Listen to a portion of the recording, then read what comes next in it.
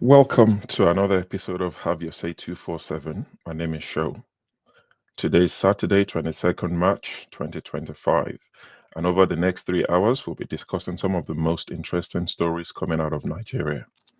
To help me do this, I'll be sending out the links and we'll be inviting or welcoming our panelists. Some of them are regular faces that you're familiar with. So we'll be discussing these topics for the next 3 hours as stated earlier.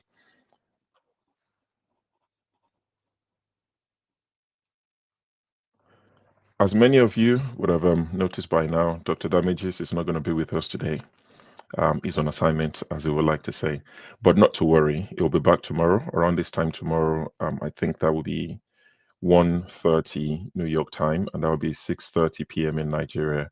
He'll be back tomorrow with a blockbuster interview with the 2023 presidential candidate of the SDP, that's the Social Democratic Party of Nigeria. That's Prince Adewale Adebayo.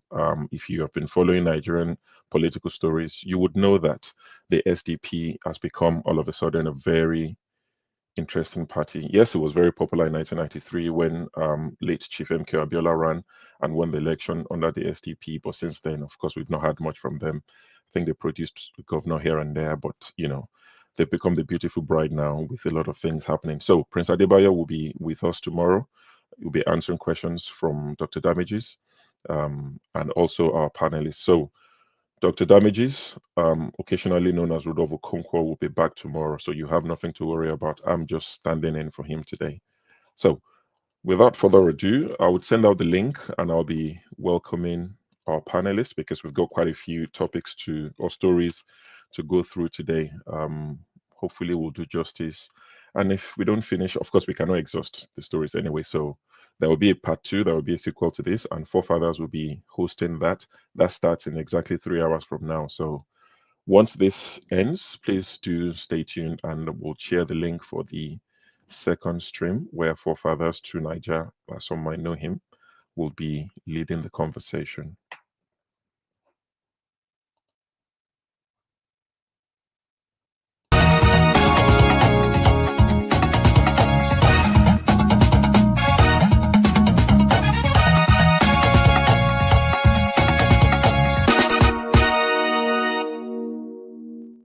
All right, so it's just me by myself in the studio for now. I will start the conversation by myself. I'm happy. I'm happy to be here by myself to talk to you.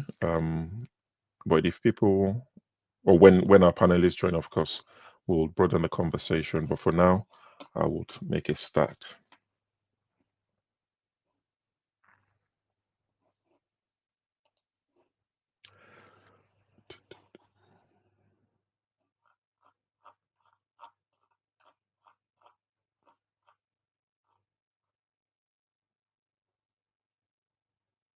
Every single day, minister is going to tell me don't politicize this. It was never politics. But they keep coming for me. They keep coming for my family. They keep coming for your father. They keep coming for Ashwaju, Bola, Ahmed, Tinubu, the greatest president in the history of Nigeria. The only president that has carried young people along from when he was governor to when he became president. The only president that considered youth and student loans. The only president that's created a platform for young people to thrive. The only president that has created an economy that benefits everybody. The only president that's not trying to enrich his own pocket. And you're telling me, no.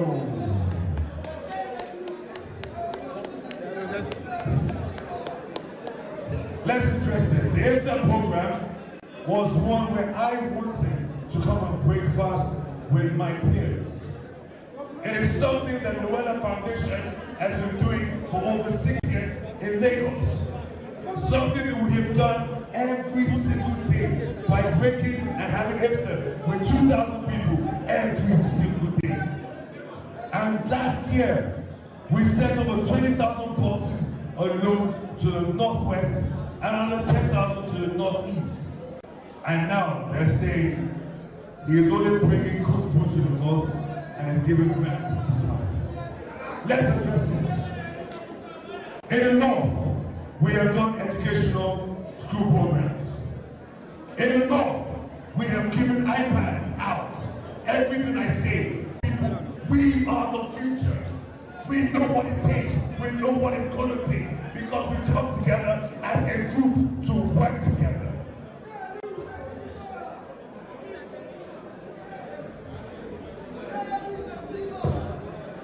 Should I go hard or should I?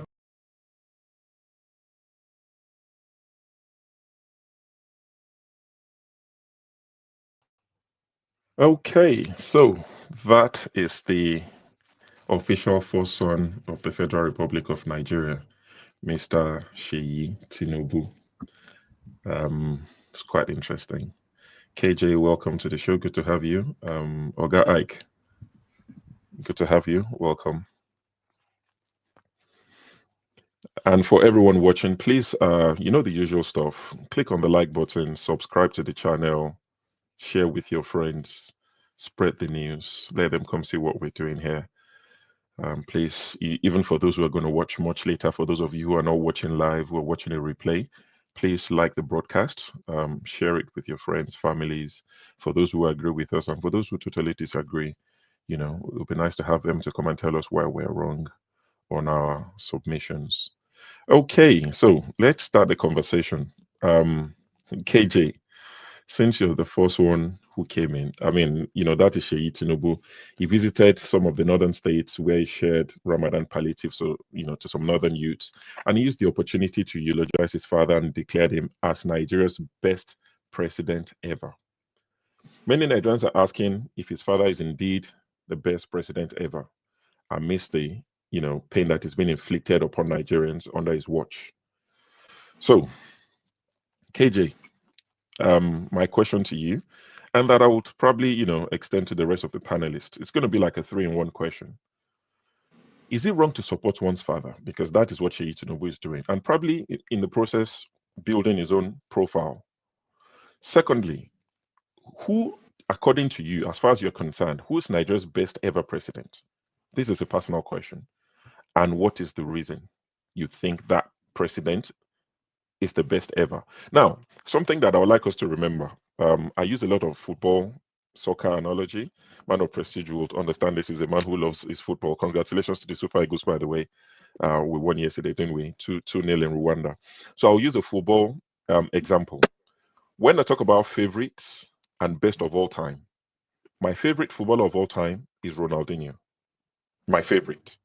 The best of all time, as far as I'm concerned, is Messi.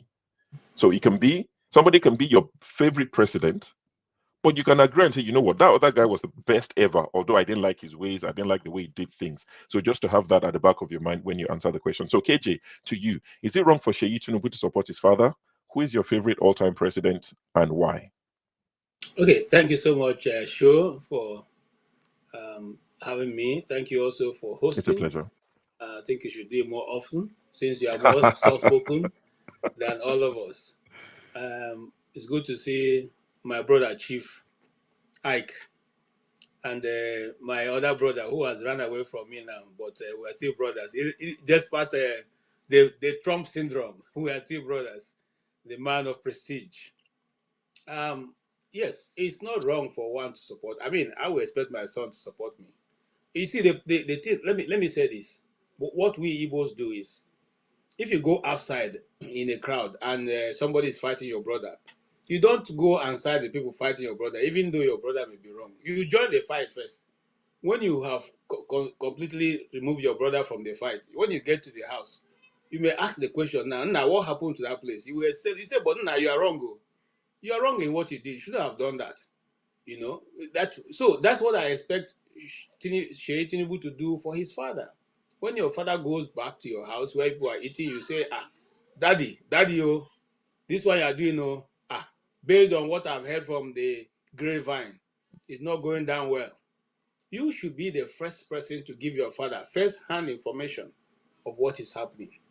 But if you are the one who is telling us your father is the best president in Nigeria, based on what? On palliative economy? On what? On the exchange of the dollars, on the fuel price, the price of rice, or based on what is your father going to be even looked at as the close to being the best? Close. In fact, the military presidents are even better than Mr. Tinubu, in every ratification. Okay, because people didn't complain. As maybe the only government that will equal him to is Buhari's first coming in 1983, because at that time we are still small boys, so we are going to queue for what they call that time essential commodities. Everything was available in Nigeria until Buhari came to government, and we all started going to queue for bread. You queue in the early hours in the morning. Your parents will send you go and queue for sugar, queue for this thing, because it's not available in the stores, and the only people who had it was some government approved stores. And so it was a very difficult time for Nigerians. you know Okay. and yes, and then coming back to what you said. Who's your, I mean, since all the republics put together, who is your favorite president and why? I will not say I have a favorite president, but I will say I have somebody who was close to doing what is right, which is the Yar'Adua's government. But we Right. we cannot say, because you see, this is what we said, or what people used to say about Murtala Mohammed, who only stayed 6 months, and they say, oh, he was the best president. But eventually, those of us who went behind to do some research found out that it was doing better that he had gone at that time, because what was going to do later on was going to be very, very drastic, or to Nigeria as a whole. So we will say, based on the time he spent, Yar'Adua seems to have a better understanding of what needs to be achieved, then followed by OBJ, and of course Goodluck Jonathan. Goodluck Jonathan, based on the fact that he was able to give peace a chance, not because he did what he should have done. I think that is it. Right. All right. Thank you, KJ.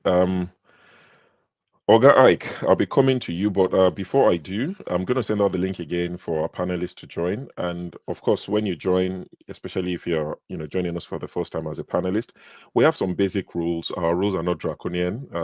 We are not tipping. We don't cause pain at all. Our rules are very simple. Do not eat while you're live with us. Do not drive while you're with us. Your safety is important to us. Come appropriately dressed. You can see it varies from me wearing a polo shirt to KJ looking very smart, in a shirt and a tie, and Uncle Ike looking very relaxed at home today. And you see Man of Prestige looking very different today. I don't know what's different. Something looks different with Man of Prestige, but it's looking very, very sharp. So, we don't ask for much when you join us as a panelist. You have to be seated upright, not slouching on your bed or anything like that. So some of the basic rules, but we look forward to having you. Now, Oga Mike, I'm coming to you. Which one should we do first? Should we do the big announcement that you've done the unthinkable? Or do you want to talk about this, our president's issue, our president's son? Because I have some pictures, with your permission, that I would share. You've done the unthinkable. Hmm? Oga Ike, which one should we do first? Let's let us talk about Sheyi and his father and Okay, the rest of it. okay, that's fine. Good afternoon, my brother KJ Show and Good Man afternoon. of Prestige. My brother KJ, I'm not a sheep, but I'm brother Ike, or that's who I am. I know, and I never received any chieftaincy title, and I wouldn't want to take one, even if they give it to me. So I'm I'm just brother Ike, or or Mr. Ike, right? Mgbe anyị jezie na pulpit ị nwere ike si Pastor Ike, but Pastor Ike wụ title, nwere ihe m ji title eme. Brother Ike is okay for me. Like KJ said from the beginning, he has to be in a position to defend his father in the public. Like KJ said, I think he's in the right place to tell the father the truth, because that his father will enter the book of history as even the worst that ever happened to Nigeria in every ramification. So he can say whatever he wants to say.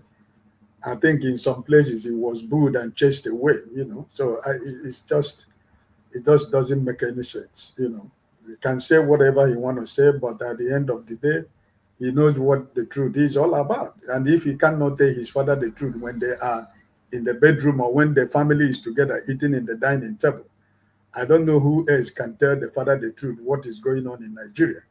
because the people that are working for his father, they have used the black cloth to cover his eyes. He can't see, he can't hear, and he can't smell. So I think he is in the right place of mind to be able to talk about, tell the father the truth. But also at the same time, you can also, separate yourself from your father, because SG Coke and the son, they did it. SG Coke and the son, what they were not in the same political camp. So the story of SG Coke is a story we can tell, that his father was in another party and the son was, I think he was Action Group, or he ended up in UPN. So I mean, it doesn't separate that they're father and son. So that's my own opinion. And being the president, I think, for me personally, Obasanjo happened to be, for me personally, the best president Nigeria ever had. Nothing was perfect, but he showed the ability to bring Nigeria together. He brought the best brain for Nigeria, and the people worked for Nigeria.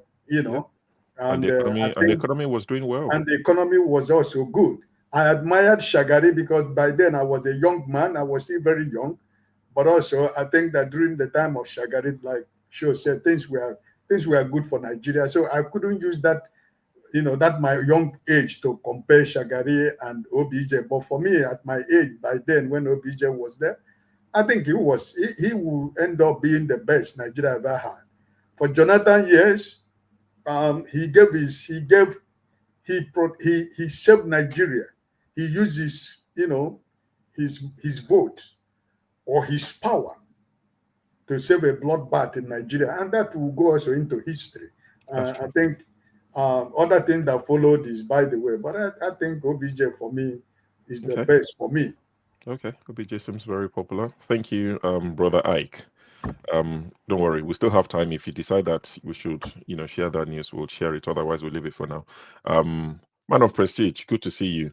You have to tell us, what exactly did you shave your head? Is it the mustache? Is it the glasses? Something is different. I know you're like 2 hours behind us in this part of America. You would hear me later. Don't worry. What did you say? I said I'm not sure what's different. There's something different about you. Hold on. Let me. Oh, you're so far behind. Sorry. I was just trying to put increase my volume.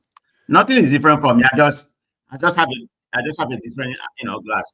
Okay. So maybe that's what it is. Anyway, good to have you. Good to have you. You had the question. So before I proceed, what have they resumed flight at the Heathrow Airport? I've not checked because I have no business to travel for a while. I know they shut the whole thing down due to fire incident, but I've not checked. I'm not traveling. Okay. Yeah, greeting to you, KJ, my brother, and then Mr. Ike. It's honored to be on the same platform with you. So let me begin about what I'm going to say. I'm kind of a late baby boomer when it comes to Nigerian politics, but I think I'm learning. I'm learning okay. So speaking about Shehi, we're going to start from. Okay. I mean, you can praise your dad and everything, how your dad is doing so, but there's nothing really wrong in that. But the way he maneuvered there, the kind of first praise he's giving his father, that's what got people concerned about, because the father has not done anything to Nigeria. Tinubu is not a leader, so let's call it what it is. He's somebody who's after power and control. That is Tinubu mentor. Remember what he said, grab it, snatch it, and run with it. He'll be remembered in history for that. So there's nothing to justify. After he had ruled for 4 years or 8 years, history will judge him for what the kind of person he is, not for what he has accomplished. That's my opinion. It hasn't given me any indication that he's going to accomplish much in that country. But he's going to be known as somebody who like to control, power and corruption and so on. So whatever he is saying there, it doesn't make sense. If you really watch that video, you can understand what's going on. I don't know what kind of company he had before or whatever. I don't know. I don't know. This man has got it. What was going on? I don't know. I think he, let's just assume he was eating Lagos money before. But right now he's eating Nigerian money. Look at his pork belly. The pork belly kind of exemplify what I'm talking about, because the guy is getting big in the front. So that's an example that he's eating Nigerian money right now. So all he was speaking over there is kind of gibberish to me. Even a little baby, a layman would understand that, that man is just abbreviating. It doesn't make sense, the way he's doing it. So it's kind of making it worse for his dad. not that kind of Right. not that kind of authoritative, visualizing of his father, make any sense in my own opinion. So that's what I have to say in that regard. But I call him I call the statement, semi-illiterate. That's how I look at it. That's quite strong, very strong. But it's your opinion, and you're entitled to it. Okay. So thank you all for weighing in on that. If I was advising Sheyi Tinubu, I would say you should go back to the default setting. You remember the days when Sheyi Tinubu would just strut in front of a camera, wave at the crowd, the, some paramilitary guys would stand and salute him and he would nod. I think he had a bit of aura to him, or maybe a lot of aura to him at the time when he didn't speak much. But I'm not advising him. Who am I to do that? But I think that worked a lot better for him, because this this thing that I did is giving. What is it giving? There's a video that is living rent free in my head. Let me see if I can find that video. It reminds me of something that I've seen before. Supposed to do it now. I'm sure he's taking another chance to keep us on this topic. We will choose opposite, which I'm doing right now.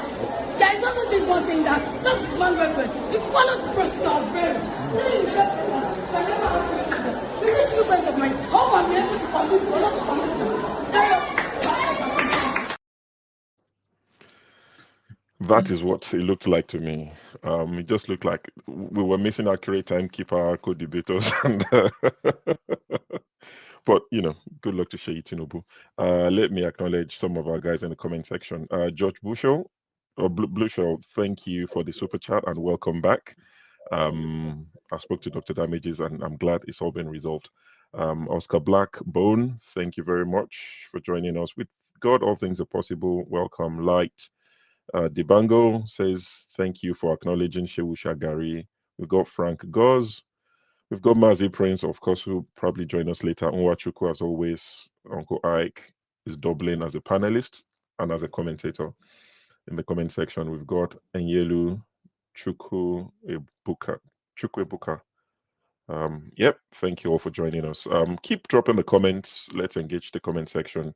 Click on the like button, share the broadcast, and let's invite more people to join the conversation. Okay, so moving on to the next story. We're going to be discussing Copper Raye. It's no longer news. Everyone saw what happened. The copper who spoke up and said the president is a terrible president. They said, Mr. Tinubu or Alhaji Tinubu is a terrible president. And there was backlash. There's no point going on, all Sure, over sorry. that. Before you continue, I told Dr. Damages I gave him the permission to share the video and the picture. So whenever you're ready to do that, you can do that. Yep, sure. Let's quickly touch on this copper issue. Then I'll do that after that. So there's someone who clearly does not agree with Sheyi Tinubu that President Tinubu is the best ever. That's Copper Raye.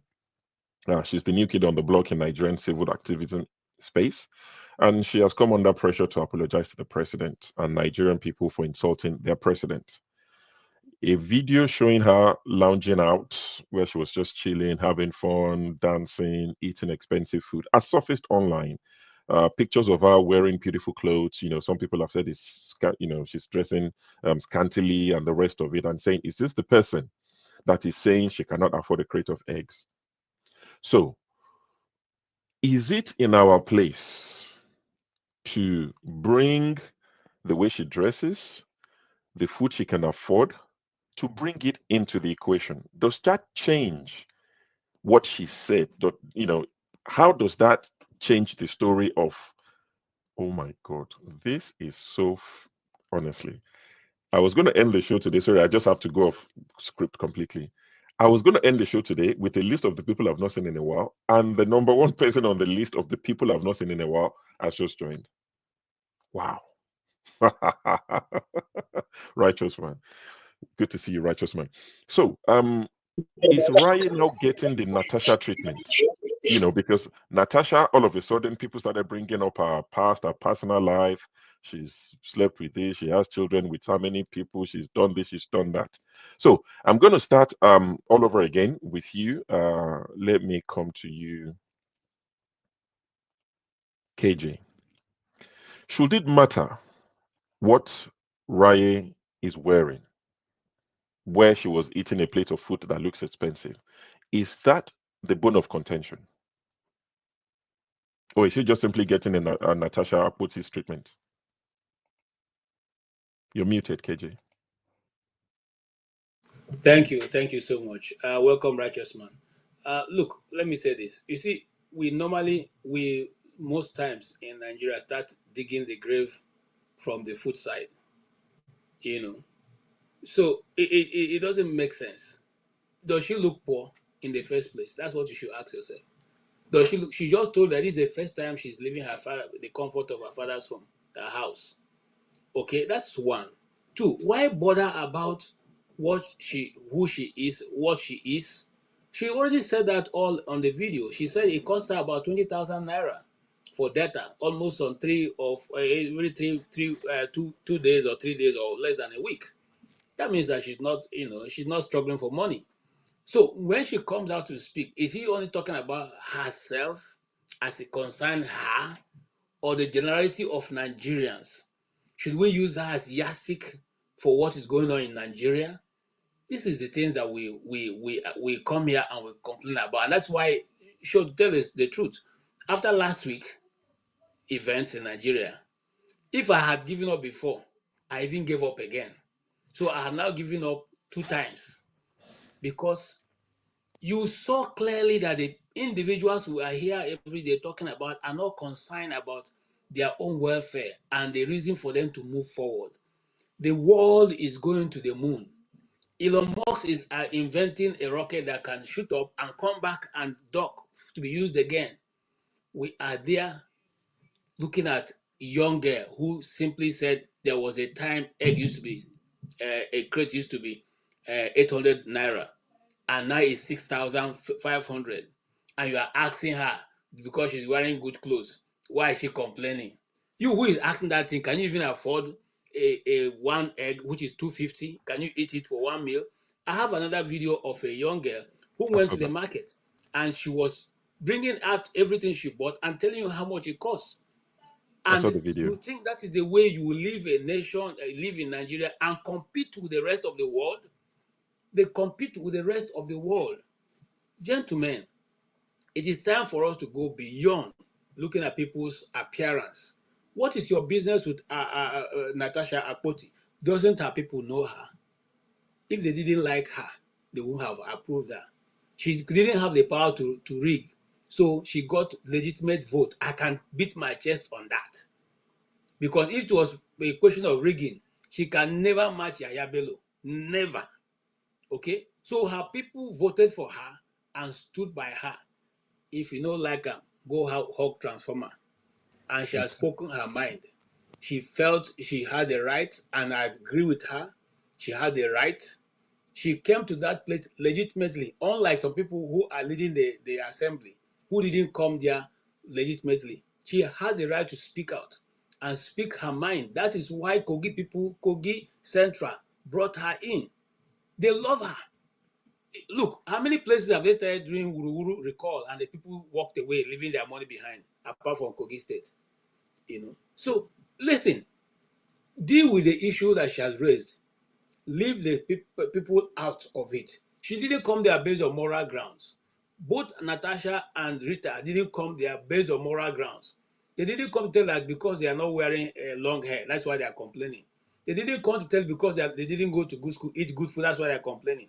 They are simply speaking on behalf of a nation that we all think we are building, that is going somewhere. That so far, it is not working. And we need to Okay. talk about it.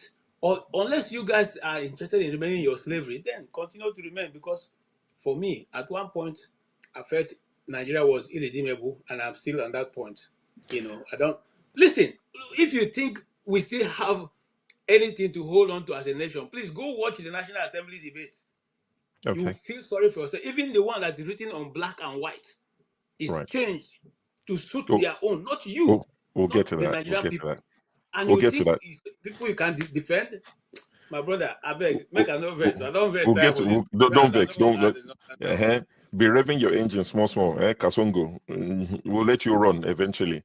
Um, talking of Natasha Apoti, Senator Natasha Apoti, and Kogi State, I saw a few videos of some content creators, saying that there are rumors that there's with a recall plan that backfired, but the plan was to recall her, and Yaya Bello was meant to go and replace her at the Senate. That was what I had, flying on the internet space. But we'll keep our eyes peeled, and we'll put our ears to the ground to see how that develops. Okay, so Oga Ike, I'll come to you now. Raye is under pressure to apologize. There are so many people, that are sympathetic towards the president on the grounds of tradition, culture. We don't speak to our elders like that. Even if you don't agree the way you've gone about it, how can you call him a terrible president? So, and she said Lagos smells. And a lot of Lagosians, and even people who are not Lagosians who live in Lagos, they've taken offense and they are saying she should apologize. Do you think she should apologize? Sure, listener, I just completely agree with what KJ said concerning the young girl. If you don't like the way she dressed or what she's wearing, go and kiss a transformer. Wow. The people that are saying all this. That's coming from a pastor. Yes, the people that are saying this are people from the Agbado warlords on the internet. They are the people that are making it up, right? But I think the message has been sent, and Right. it was heard loud and clear from everybody. And the people that is uncomfortable with it should deal with it, right? So I think that she don't need anything to apologize for anything. What is she gonna apologize? I lived in Lagos for more than 18, 20 years. Which Lagos are you? Which area does not smell? There are some areas you will also go. No, there is this Lagos also. So let us not just say, Lagos is not smelling. It depends which area you go. There are so many areas in Lagos you will go and you see, this is Lagos, right? So it doesn't matter. She doesn't need to apologize to no one, because Right. the people you want to apologize for don't deserve your apology. So it's a waste of time. All Thank right. you. Thank you. Man of prestige, I'll come to you. But before that, I'll read Raye's apology. She said, I want to first of all state that I am sorry. I'm sorry to the people who are born and raised in Lagos State. If you feel offended by what I said, I am sorry. But as a visitor here, I could tell there was a difference in the atmosphere and quality of air here. If the way that I put it triggered your emotions and the love for your birth state, I am sorry.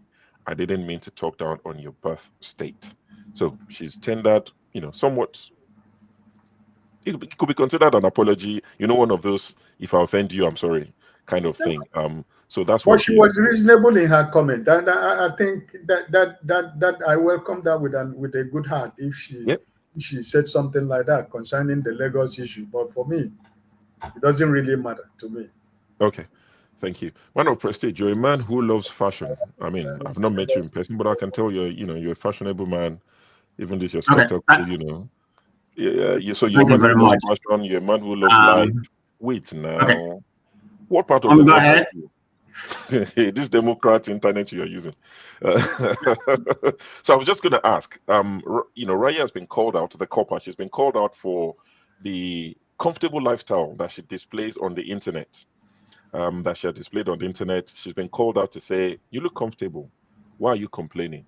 Are you, is she being used by some people? Is she an agent of the opposition? What's your take on that? Should it matter that people who are comfortable are speaking up? Isn't that what we're calling for? That the middle class should join the people suffering to speak out against the hardship? What's Yeah. your take? Thank you very much. Before I begin, it doesn't matter, what kind of background that she's coming from, whether from middle class, I think I have something that she's school that in abroad. Maybe if I'm wrong, somebody should correct me. She decided to come back to Nigeria and do her youth club. Maybe if she wants to. That's what I had, that she's school abroad, but it doesn't really matter. Okay, I mean, like when I go to New York during the summer, I've said this several times. New York stink, so I don't see anybody coming after me. Yeah, I do say it because New York is very hot because of all those skyscrapers and everything. New York do stink during the summer. So I don't really see anything that she said about Lagos being stinking in that regard. I mean, maybe because I didn't live in Lagos, and when I go home, I stay, I stay in Lagos a couple of days before I go back home to worry. But having said that, the only place that is a little bit doesn't smell is a place like Ikoyi, Lake Phase 2, somehow, and some of those Banana Island, those upper Charlotte area, the air quality is bad in everywhere. But if you go to a place like Ajagule, Oshodi, all those places, they stink. I mean, so she's right. If she made that, she may have generalized the whole thing. But I don't have an issue about her apology. I think it's a very thorough apology in that regard. She has nobody should come after her because what she said is right. So the apology that she rendered is very acceptable. The generalization may have been the problem. So let me pivot to the main topic, which is Tinubu being a terrible president. Yeah, I'm one of those people who has promoted Tinubu being a president. Hashtag terrible President Tinubu. I mean, look at what's going on. There's a contest right now going on. I think it's going to last for 30 days. This is the problem with APC. Very little thing, they have to contest it, and that blows that up out of portion. I mean, I'm talking about thousands of people right now have done the hashtag every day. They're going to be doing it, and more people are joining the hashtag. This is what you bought for yourself. It doesn't require that. What the girl said is, okay, regardless of the background. I think I had her father. They say she was in politics. I don't know. I think he's dead right now. I don't know the whole story about that. But anyway, so whatever she said, maybe she come from that, from that activist background. That may have given her the impetus to come out, and speak her mind, which is proper. Everybody should come out and speak, their mind about the terrible government we have. I mean, everything that she said is 100% right. I mean, it can come from a poor person, somebody in the street. It doesn't matter, what her, what kind of caliber that she has. She definitely has a right, to speak about, what she thinks. I don't really see anything, wrong with it. And okay, Tinubu government, they have magnified it. They have the tendency to do this. Whenever you speak against the government, it's a free speech. They're going to find a way to use propaganda, in order to cage you. I mean, look at what's going on in Kogi right now. You saw what APC is doing. They call it, they invited thousands of people to come for empowerment. But there's a scam behind it. They want to get their signature in order to, in order to recall Nashata. That's the main motive. You see, women, I heard them say we are coming here for empowerment. Nobody told us about record. They didn't tell them. Now they say, that was a mistake. We're going to punish the person that did it. But where did this emancipate from? Emancipate from the head. Tinubu, everything is about Tinubu. We know how it is in Nigeria.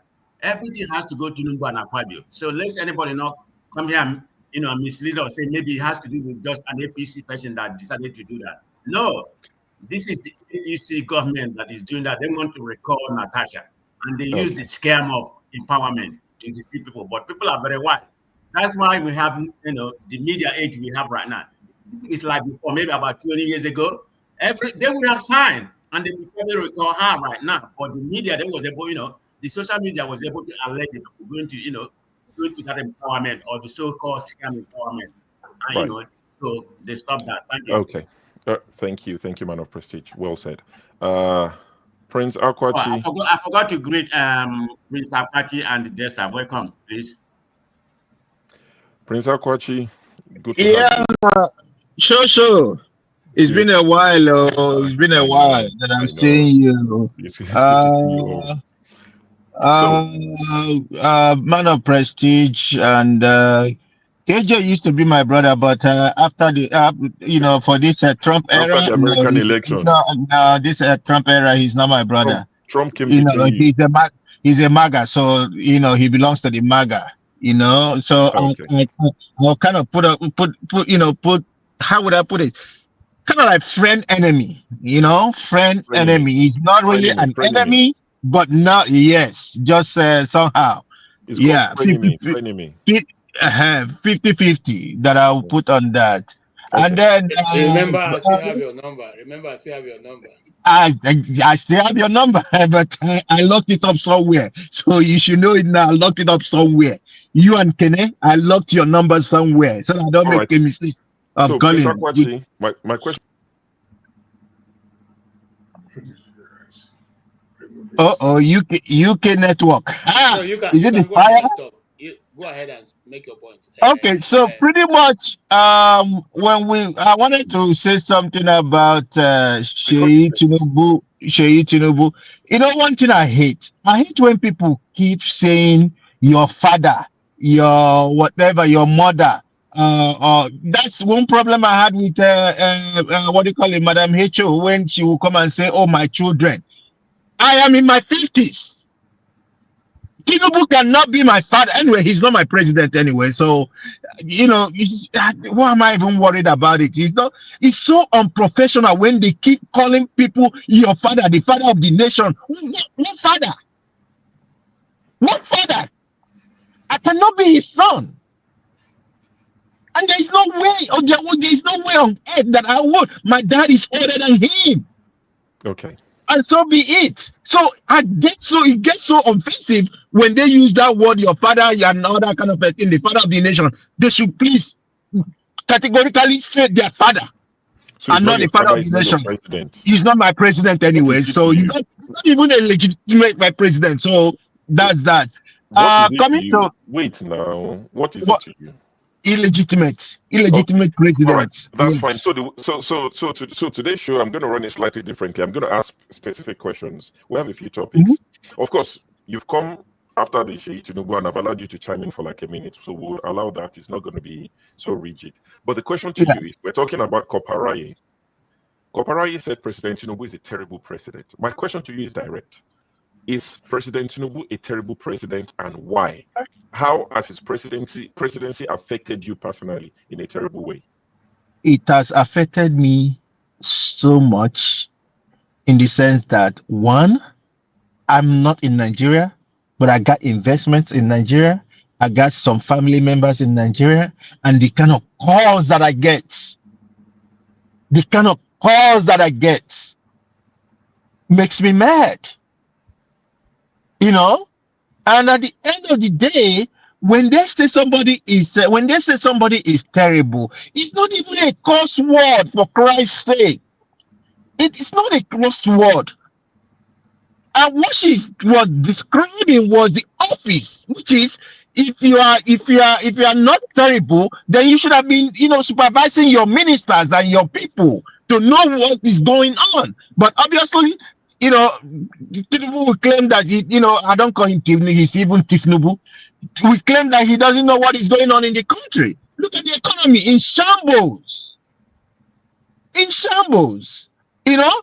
And at the same time, when other youths start attacking this girl, first and foremost, she has told them she's not from a poor family. She said that is her first time of living with, away from her family. And she did not complain that she cannot buy egg, but she said clearly, from what I heard, why do they have to sell it in? Because currently now it looks like people selling crates. They don't want to sell in one by one. Because by the time they sell one by one, it will be like $600, 600 naira, or whatever it is that they sell it now for one egg, which is obviously like I don't even know what to call it.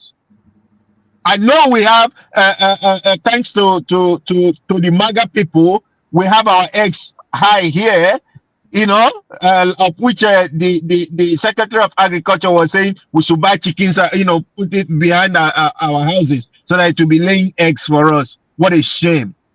What a shame! In America, that you'll be buying chickens to lay eggs for you. Probably she will do that in her house. But that's by the way. At the end of the day, how she dresses, how she lives her life, does it matter? Why is it that people don't take the message and leave the messenger alone? Take the message that she was relaying, and everything she said was right. I even blame her for apologizing. What is she apologizing for? For Lagos stinking? Yes, it stinks. The last time I came to Nigeria, I was in a hotel, what do you call it? South African hotel at Ikoyi, and by the time you come out of the hotel and all that kind of a thing, the odor that will greet you will be something else at Ikoyi. Or is it Ikeja that we're talking about? You know, if something like Sheraton right now, Sheraton is in shambles. Sheraton is just would I call it? Is even three class. It shouldn't be a 5-star. It should be 3-star. Now, another kind of a thing. But that's by the way, I'm not basing my assumption based on my whatever it is, based on hotels or whatever. I am saying the atmosphere, the environment stinks. And she said the truth. She questioned the governor. She said, what is the governor doing in terms of environment? I've heard people say that for the past 3 months, the Lama, or whatever they call it, have not even collected their refuse. And why wouldn't they stink? All right, Prince Akwachi, thank you. Thank you. Let's go to the Thank commoners. you. It's been nice hearing from your friends. Let's go to the commoners. Let's talk to one another. Point well made. Dexter, welcome to the show. So we're discussing some of these topics. Just touch on it quickly. So we've discussed Sheyi Tinubu. If you want to chime in on that, you've got like a minute to chime in on that. What Sheyi Tinubu said regarding his dad. The question was, is it wrong for him to support his dad? And on this Koparai thing, she's been, told to apologize because the message is good, but the way she said it is what some people have an issue with. They don't like the fact that she was disrespectful to the president of Nigeria. Your quick takes. Thank you, Shu, and everybody here. Just diving straight into the topic. Sheyi Tinubu can support his dad. I don't think there's any. Nigerians don't have an issue with Sheyi Tinubu supporting his dad. But Sheyi Tinubu should have a career for himself. He doesn't have to live off state wealth. I think that's where Nigerians have an issue with him. He's living off state wealth, and he's now more important than the vice president of the country. I think that's the issue Nigerians have with him. Go about supporting your dad. He's a young man. He should be running an organization, whatever, not running around doing political campaign for his dad. But if he wants to support his dad, it's fine. But not on the back of state wealth, not flying the state private presidential jet. No. Do you think this could be Sheyi Tinubu building his own portfolio? Even if he wants to build his portfolio, he should build it on his own back. Right. Do you understand? Build it on your own back. On his own merit. Yes, on your own merit. You have the Sarakis. You have other people that have built this thing. Don't come and start, using your fathers. Because the truth about it, if he understands politics, the moment his father is out of office, all that power is gone. Nobody will remember him. They can milk him for now. Now, regarding the copper, why are we complaining about how she passed the message? Look, the most important thing is that did she pass a message? How she passed it is not important. Did she pass a message? She passed a very important message. Unfortunately, what's happening is that, things are changing. What happens is that there's a cultural shift taking place in Nigeria. However, you have people who are stuck in the old ways. Example, 20 years ago or 30 years ago, you won't have the audacity to say something that is, if you have an elder saying something that is wrong, even if you know the elder is saying it is wrong, you will keep quiet. But the times is changing. The new generation that are coming, they don't care. And that's what that girl was representing. If something is wrong, they're going to tell you. And unfortunately, what's happening is that the older people don't seem to realize that the change is occurring. But they don't. They are resisting it. Now, when you resist change like that, it becomes catastrophic. Because change normally is supposed to be like a process, a smooth and gentle curve, and everybody will follow. But what is happening in Nigeria is that the old generation are so stuck in their old ways. So what will happen is that the system will break. And that is what Nigeria is leading into. The system, because the system can't remain where it is. First of all, the old way, look, Nigeria's population is set to go up by 60 million in the next 20 years. If we can't look, the system we are running is when we were about 60 million people. Now, Nigeria's population is about 200 million plus. And you're still stuck with that old way. You still want to hold the system will break. There has been attempts to make everything smooth transition, but these old people don't want it. And when I say old people, it's not politicians, it's politicians, judiciary, religious leaders, all of them in cahoots want to hold the system down for their own personal gain. So what is going to happen is that the system will break because the young generation it's not possible. They won't be able to continue with it. It's not possible. Thank you. Right. Thank you very much, Dexter. Very explicit, very to the point. Now, we're going to take a detour because Oga Ike has an announcement to make. If you're familiar with this channel, you would know that Oga Ike has spoken about this particular issue many times. Trying to say, should I not, should I not? Some of you with that alone already know where I'm heading to. But I'll bring Oga Ike up so that he can discuss this and we can have where's Oga Ike? Okay, I see you right there. Okay. So Oga Ike, I'm going to share an image and you can talk us through what was happening. The video, we've decided not to show for reasons that Rudolph would explain to you. But if you want to speak to our viewers and let them know what exactly was going on here.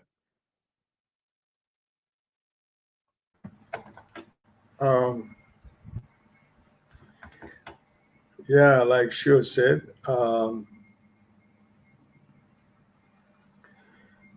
it was a very tough and a very hard decision for me to make for all these years, right? Um, I've been trying to be a patriotic Nigerian and been traveling all my life with Nigerian passport. But as a Nigerian, I've decided to take the insults we used to get at the immigration points every time. It becomes normal with us anymore as a Nigerian, as an African, and when you are in a line of about 50 or 90 people, they will point you out to wait. We are accustomed to it. So, but I'm doing what I was doing being a Nigerian, thinking that my country will someday get better. And but as they go by, as years go by, things are not getting better. Like Sho said, I talked about it here sometime last year or 2 years ago about my decision to obtain the Dutch national, to take my Dutch passport and become a Dutch citizen. But really what broke the camel's back was last 2 years when I went with my family to Cyprus. Because whenever I'm making a travel with my family, the wife of my son takes all our passport, put it together. When we reach immigration, she will present all the passport. So presented all the passport, only my passport was green and the rest are, Dutch passport. And I was asked to wait. And I am very close to my grandson, the last one, I'm too close to him, So when they allowed them to pass, he was saying that he's not going to pass until grandpa pass, So he cried so much at the airport that my heart was broken because they stopped me. They said I have to, they're passing everybody. And then after they said they have to, while I'm in the country, like normally things like that. And I was really furious because when you look at my passport, my visas has always been 5 years visa in my passport. So after the whole of that incident and the cry of my grandson at the airport on that trip, it was there that I concluded and I made up my mind that it's time for me to do away with Nigerian passport because I cannot continue to, feel this every time when you travel in an international flight. Nigerians or Africans are picked out as, So after we came back, I gave it a very deep thought. and I started the process. And last year I started the process. So by January this year, all the necessary papers and documents that is needed was in, and eventually in the month of February, I got an official letter that the ceremony will be yesterday.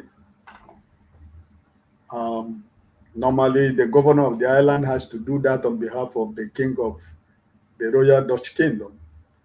So yesterday we were there for the ceremony. So officially, I became a Dutch citizen yesterday. So by Friday, I will go for my fingerprint, and eventually get my passport. So this is what actually happened yesterday, and that's why I sent it to Dr. Damages to tell him that, it has never been a very easy decision for me to make, but I have to do it because that cry of my grandson is too close to me, and it really breaks my heart that vacation that I went to Cyprus, I never did enjoy that vacation anymore, because I felt what we go through. It's not that every time it happens, but my wife has passed through so much stress, and I keep telling her, don't worry, Nigeria is going to be better. I keep traveling with my Nigerian passport, but man, it gets to a point that I said that 2 years ago at Cyprus airport was what really broke me completely. And by the special grace of God, yesterday I became a Dutch citizen officially. And by this week, my ID card will change to a Dutch ID card. And by Friday, I go for my fingerprint. Maybe by next month, I get my passport. So that was what happened. My All right. So thank you for your support. Thank you, thank you for sharing that personal story. We decided to share the story because some people might just look at Nigerians obtaining dual nationality, picking up other passport, and think, oh, you're just doing it. You don't love Nigeria, you don't care. But for most people, there are personal stories, experiences behind the reasons why people do this. I was going to say congratulations to you, but I don't even know if I should, because I know that this is something you always said you never wanted to do. It No, was you brought can say upon you. congratulations. So can I Yes, say okay. congratulations to you? I saw you clapping and dancing. It's fine. I'm happy Yes, for I him. was doing But a Donald Trump dance for him. I know. It's just the fact that, I mean, I put myself in your shoes to see your grandson, who sounds from all accounts, very close to you, the harrowing experience of watching the boy cry, because he'll be thinking, is grandpa or granddad going to be kept away? Are they arresting him? Especially if he's young, he cannot fully understand what is going on. So that experience is similar to many other people's. People have tried to travel with the Nigerian passport, and you have to pay through your nose. They scrutinize you, they look at you differently. So these are some of the reasons why people who are eligible will pick up another passport. It's not because they don't like Nigeria or they don't care and the rest of it. But thank you for sharing that story. And if you will, congratulations to you. So let's end this Raye story on a positive one. You don't want to take on that? No, no, no, no, So no, you no. said you congratulated him. You didn't even allow us to No, no, congratulate him too. Say your congratulations. It's just not anything about Nigeria now. Just congratulate him and let's go. We have to Mr. close. no, Ike. no, no. Wait for Unless you KJ now. are Let you KJ trying to gag congratulate him. us? The eyes have it. Okay, I congratulations, Mr. Ike, and I don't think you should feel bad. Because for me, I've suffered a lot of that. Which you talk about, when I was active in journalism. Sometimes when we're going to countries to go do documentaries, that's what happens to me.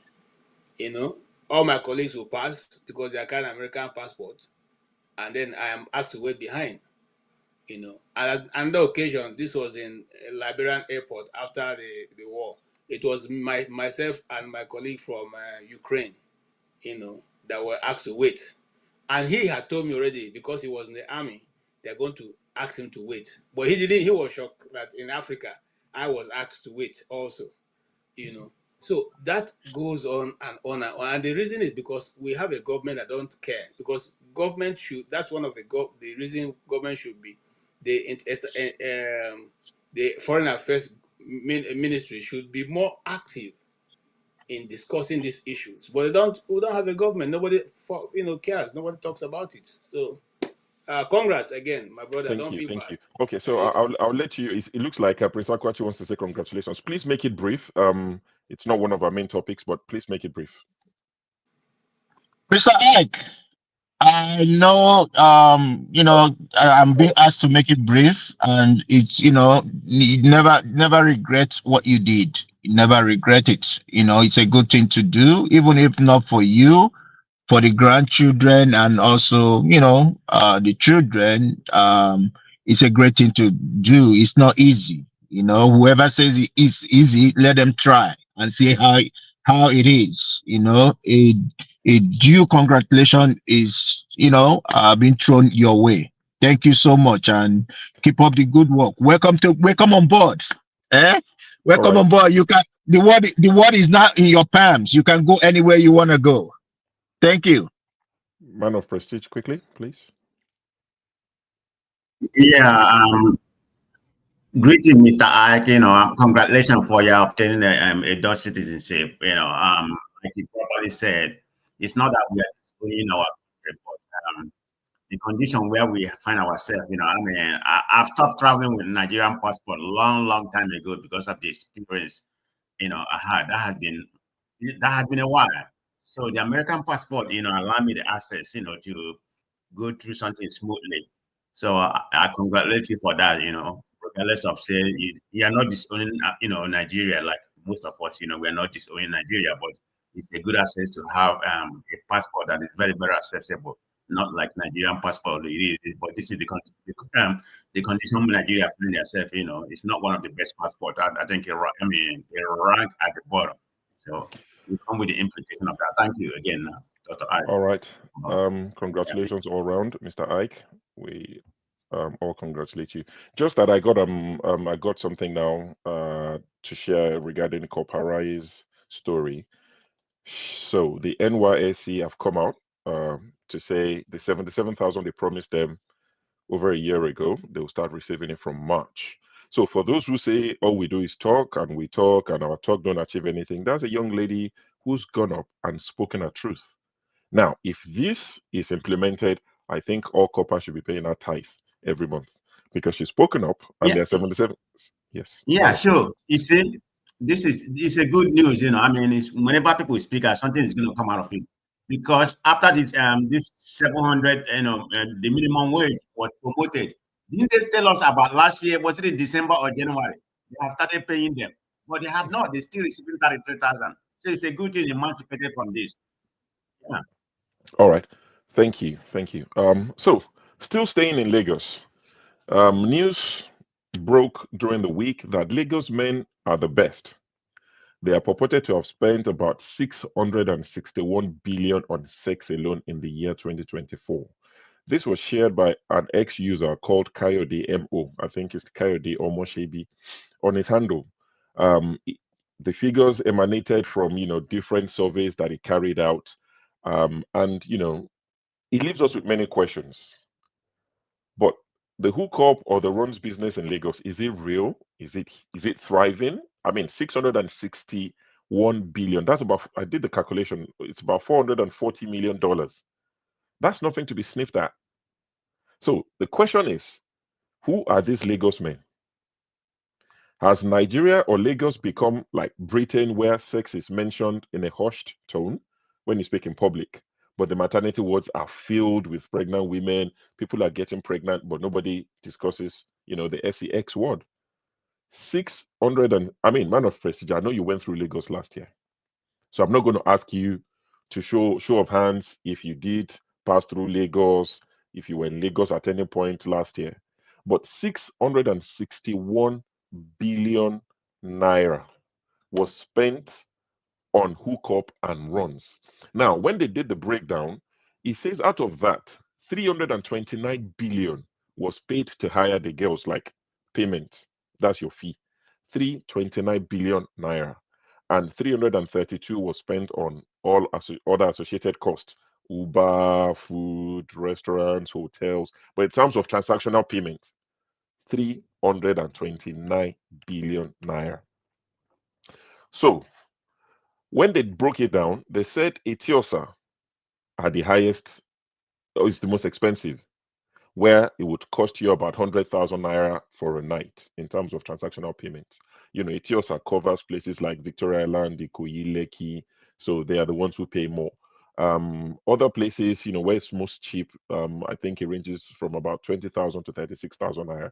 So the question I have for the panelists: do you believe these figures? Do you believe in the? I mean, 661 billion naira. Do you even believe this is possible, KJ?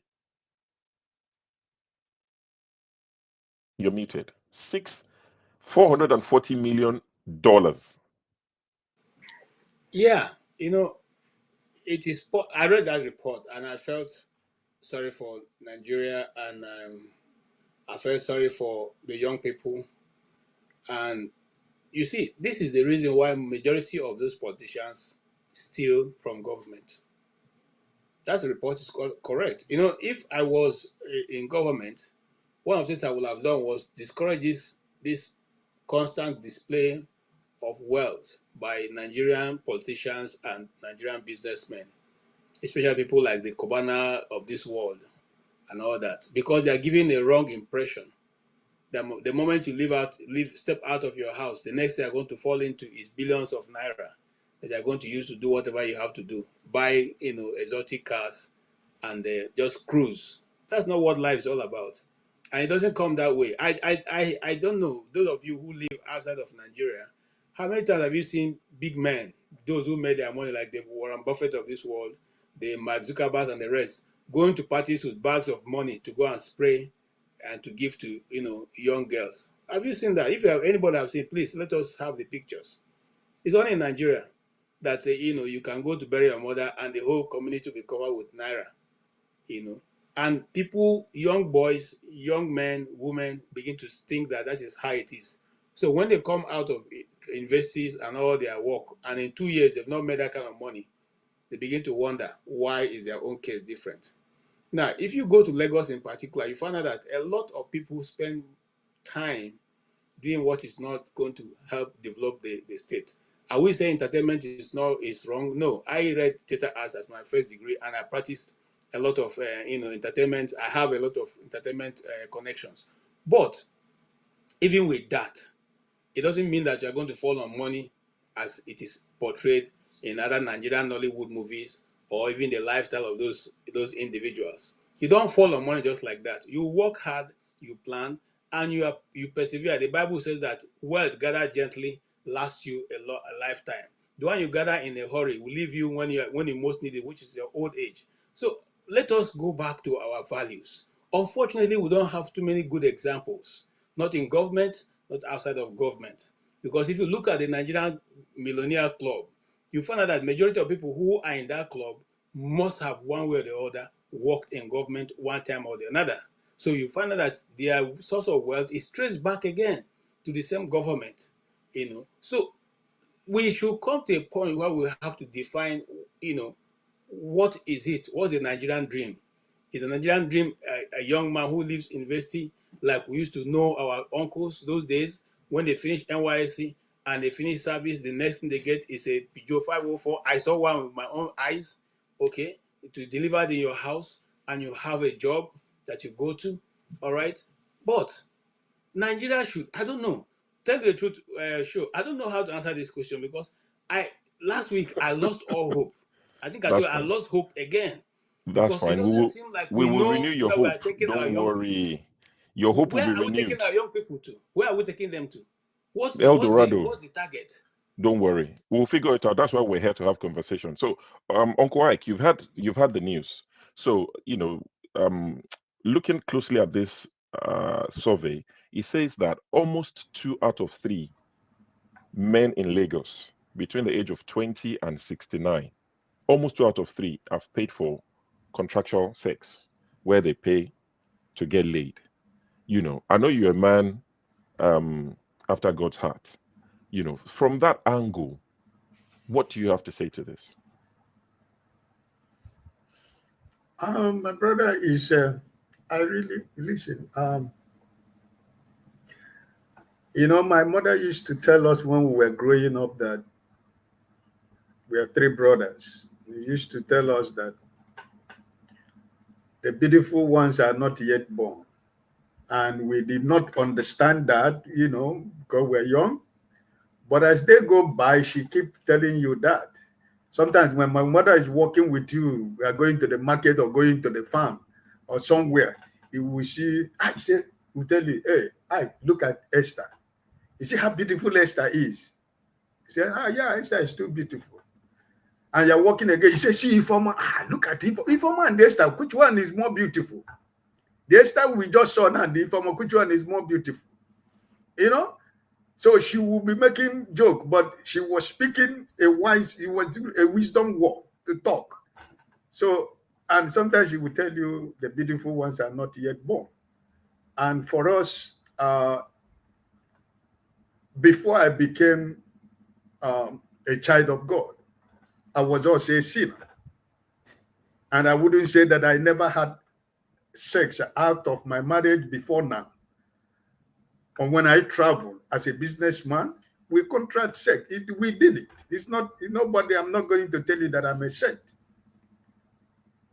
But as time go by in life, you will discover that what KJ have just said right now, you see that the moral fabric of our country has been broken. The family values in Nigeria is not working because families, parents are encouraging their sons and daughters to get into that. Because your mother one day when you get angry will tell you, look at KJ. Is he not the same KJ? All of you finish primary school, finish secondary school. KJ now is building house in his father. He's riding a car. He's married. He has a house in the village. Has a house in the town. What are you doing? So parents also are the bigger problem because the pressure that they put to their children lead these younger generations of ours today into so many things, including the girls. Go and look for a husband. There are so many men are looking for husband. Go and look for husband for yourself. Stop disturbing me in my house. When I cook okra soup, you say you need to have soup. You go out and look for somebody who will give you that to have soup. So that's the problem. Okay. You see, because it is a beauty will take you to the palace, but it is only character that will keep you in the palace. So this is exactly the system where the Nigeria is today. The Nollywood industry is the biggest architect of the moral decadence that we have in Nigeria today. Because these young girls and boys that are doing this, more especially these ladies in Nollywood, they have turned their bodies into, I don't know what they have turned their body into. You know what they say? They say use what you have to get what you want. Some of them will say small girl, big God. So, like KJ said, the politicians they stole money. We are hearing they give them 10,000 for them to sign. We'll get to all of is that. 10,000? If you carry 10,000, go and change in Nigeria in the Aboki hand. Money is everywhere because it didn't work for it. Don't so worry, you can decide to throw that. it in the hotel room with how many ladies you want. So this is the problem. So I just pray that God will help Nigeria because the moral fabric foundation of Nigeria has gone. Anybody that is telling you that is still there is a lie. Even with all the whole churches, even with all the whole living churches in Nigeria, because every corner you turn in Nigeria, there is church preaching the gospel of Jesus Christ, preaching holiness and righteousness, right? But nobody's hearing because at the end of the day, what influenced them is more than that word of God they are preaching. Because at the end of the day, they will say, now word of God, I go chop, I beg. Find me something. So it is my brother. All right. Thank you very much for your input. Now I'll come to you, man of prestige. So the question I have for you is, this has been made out to be men paying women. From your experience, I'm not trying to, I don't know if your wife or family are watching on, is it just men who pay for sex? Or are women not in any way also paying? Because there's something called a toy boy. So if you have a toy boy, that's the woman or madam who would pay the young man. So are men being unfairly painted as the one always paying, looking to pay? What do you have to say to that?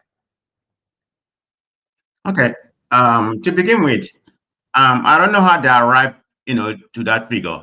But if we have to go by, if somebody who forget Nigeria, five frequently, that figure may be close, more than or less than, so that's debatable how they come to that, what data they use, to come to that figure. There could be validity to what they said, because of Nigeria, the moral decay that we have find ourselves is not something new. Nigeria has this tendency, whenever they want to emulate something that happened to a different country, they overuse it. And when you come to all these, people on the media, like so people like Obi Kubana, just use him as an example. Of course, there's many of them. You see them floating their money and all that kind of things. What does that tell to the society?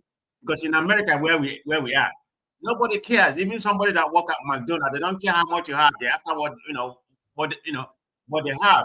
I mean, if you look at real rich people over here in America, they don't float their way. Like, I mean, some of them, some of them, you see them driving like Toyota or whatever, but they are rich. They are building for the next generation, but that's not the case, when it comes to Nigeria. So all these business people or something, have you ever heard them criticizing the government?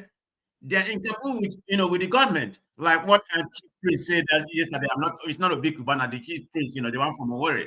He said agreement is an agreement. So that one, yeah, he said it. So that Fubara should honor the agreement. Look at the big Cubana saying something like that. So this is what we have, all of them, Not to be Cubana. Don't let to be Cubana sue also. It's not to be Cubana. No, Chief It's Priest. Cubana Chief Priest. Cubana Chief Priest, right. Sometimes you miss that. That's what he said yesterday about Fubara, an agreement is an agreement. So they are all in the same, triangle, what they, when it comes to Nigerian state. Yeah, and the question is asked, why just men? Right. Well, you know how it's a men-dominated, it's a men-dominated society. Women that do it, very few of them that has money, very few of them that has money. They're gonna go get, they can get some young guys or whatever, but that's very minor. It's mainly a men-dominated stuff. Did they do it? Yeah, it's fine. I mean, that is very, very common in Nigeria. But so how often do you go to Lagos, man of prestige? In Lagos and Abuja. Even in my own town, Owerri. I mean, at the weekend, you see people coming from Port Harcourt, people come from Onitsha, because Owerri is a hospitality center, of the Southeast. I mean, you see a lot of them, and beautiful women or ugly women, whatever it may be. But that's where they congregate to make money. It's not as it used to be before. Owerri was the epicenter of, of life in the Southeast because of the insecurity. So it's a little bit, but in a nutshell, yeah, that figure can be closed. Right. Yeah, okay. So, man of prestige, roughly, how much did you contribute to that? I'm just joking. Right. All right. Sam, so there's no working. Welcome to the show, Sam. Just quick reminder to our panelists. Some of our simple rules: no slouching, no laying down, no eating, no picking calls, no driving. And when you join, during the days of work from home, when it was fully remote, there's a lot of memes that we saw that people will get up and you see that they're wearing suit and a jacket and a tie, but they're wearing, boxers or something. So when you're joining this show, just in case some things happened December 2 years ago, I was watching, I wasn't on the show, and on 2 occasions, 2 of our very regular panelists got up on 2 different shows. And when they walked away, it was one of those late shows. They were wearing just boxers. They had forgotten. When you sit down and you're wearing boxers, you're like, oh, they're not going to see me. And you'd get up to go do something and you've forgotten. And I was like, oh my God, this is not what I came here to see. So just to remind our panelists, when you're coming, just wear shorts, like proper shorts. So that even if you get up or your camera drops somehow, we don't want to expose people to, your jewels. Right. Haven't said that. Someone is smiling. So, haven't said that. Sam, welcome to the show. We're talking Lagos men. You're a Lagos man. by extension, even if you're not from Lagos. My question to you is, don't you think this should be something that Lagos should be celebrated for? Because this is an economy on its own. It's big. It's not something to be sniffed at. If we're taking the morality out of it, and we're not moral police, if we're looking at just strictly figures, this is 661 billion. And I want to believe that Dirty December probably played a role in all of this. So, should Lagos be taking credit rather than being looked at as Sodom and Gomorrah? It's a place where people can come from all over the world to say, we're going to have fun. What do you say? Good evening, everyone. Can you hear me? Yes, clearly. Okay. I don't know why you're pretending as if you didn't like what you saw. Anyway, that was an accident, but I didn't know. I didn't know I was flashing What are you here. talking But about? the unsolicited advice you just made to everyone here, but I get the message anyway. But good evening, everyone. So I'm in Nigeria at the moment. I landed here on Thursday night, Friday morning, 12:45 a.m. So I was on the Air France. So the engine plane developed a fault, so we had to turn back to put on a new flight to Nigeria. So the plane that was scheduled for 3:15, we left 6:30 in France. So we got here at 12:45 a.m. And it's been fun. I'll digress a bit and I'll come back to your question. There's a reason why I'm saying that. To say that I'm disappointed is to just put it mildly. And I'm saying this because I'm a supporter of this government and I still do support this government. It was horrible what I saw at the airport. God, it was like we're still back in those days that we're trying to leave. You know, like I was told there's this new part of the airport that is fine with the e-passport and stuff. So I think we came in by the old one. So it was very, very horrible. People lying on the floor, stuff like that. So I'm not going to pretend everything is perfect. Whatever that girl said the other day, Raye or Ray, I don't know, whatever, I can't pronounce her name, but Raye. Raye, it's okay to, I mean, the way I saw it, she condescendingly put it in a way which I do not agree with. And I think I saw some tweets, she apologized. You do not need to apologize. There is a government in place that should take care of things. She is coming from a state in Nigeria as well. I think she's from Calabar or Akwa Ibom, and I believe those places are, those places are at least more beautiful. But if you compare Lagos to every other state in Nigeria, people trooping into Lagos and coming in from all areas of Nigeria into Lagos, for economic prosperity, that migration is there. We cannot shy away from it.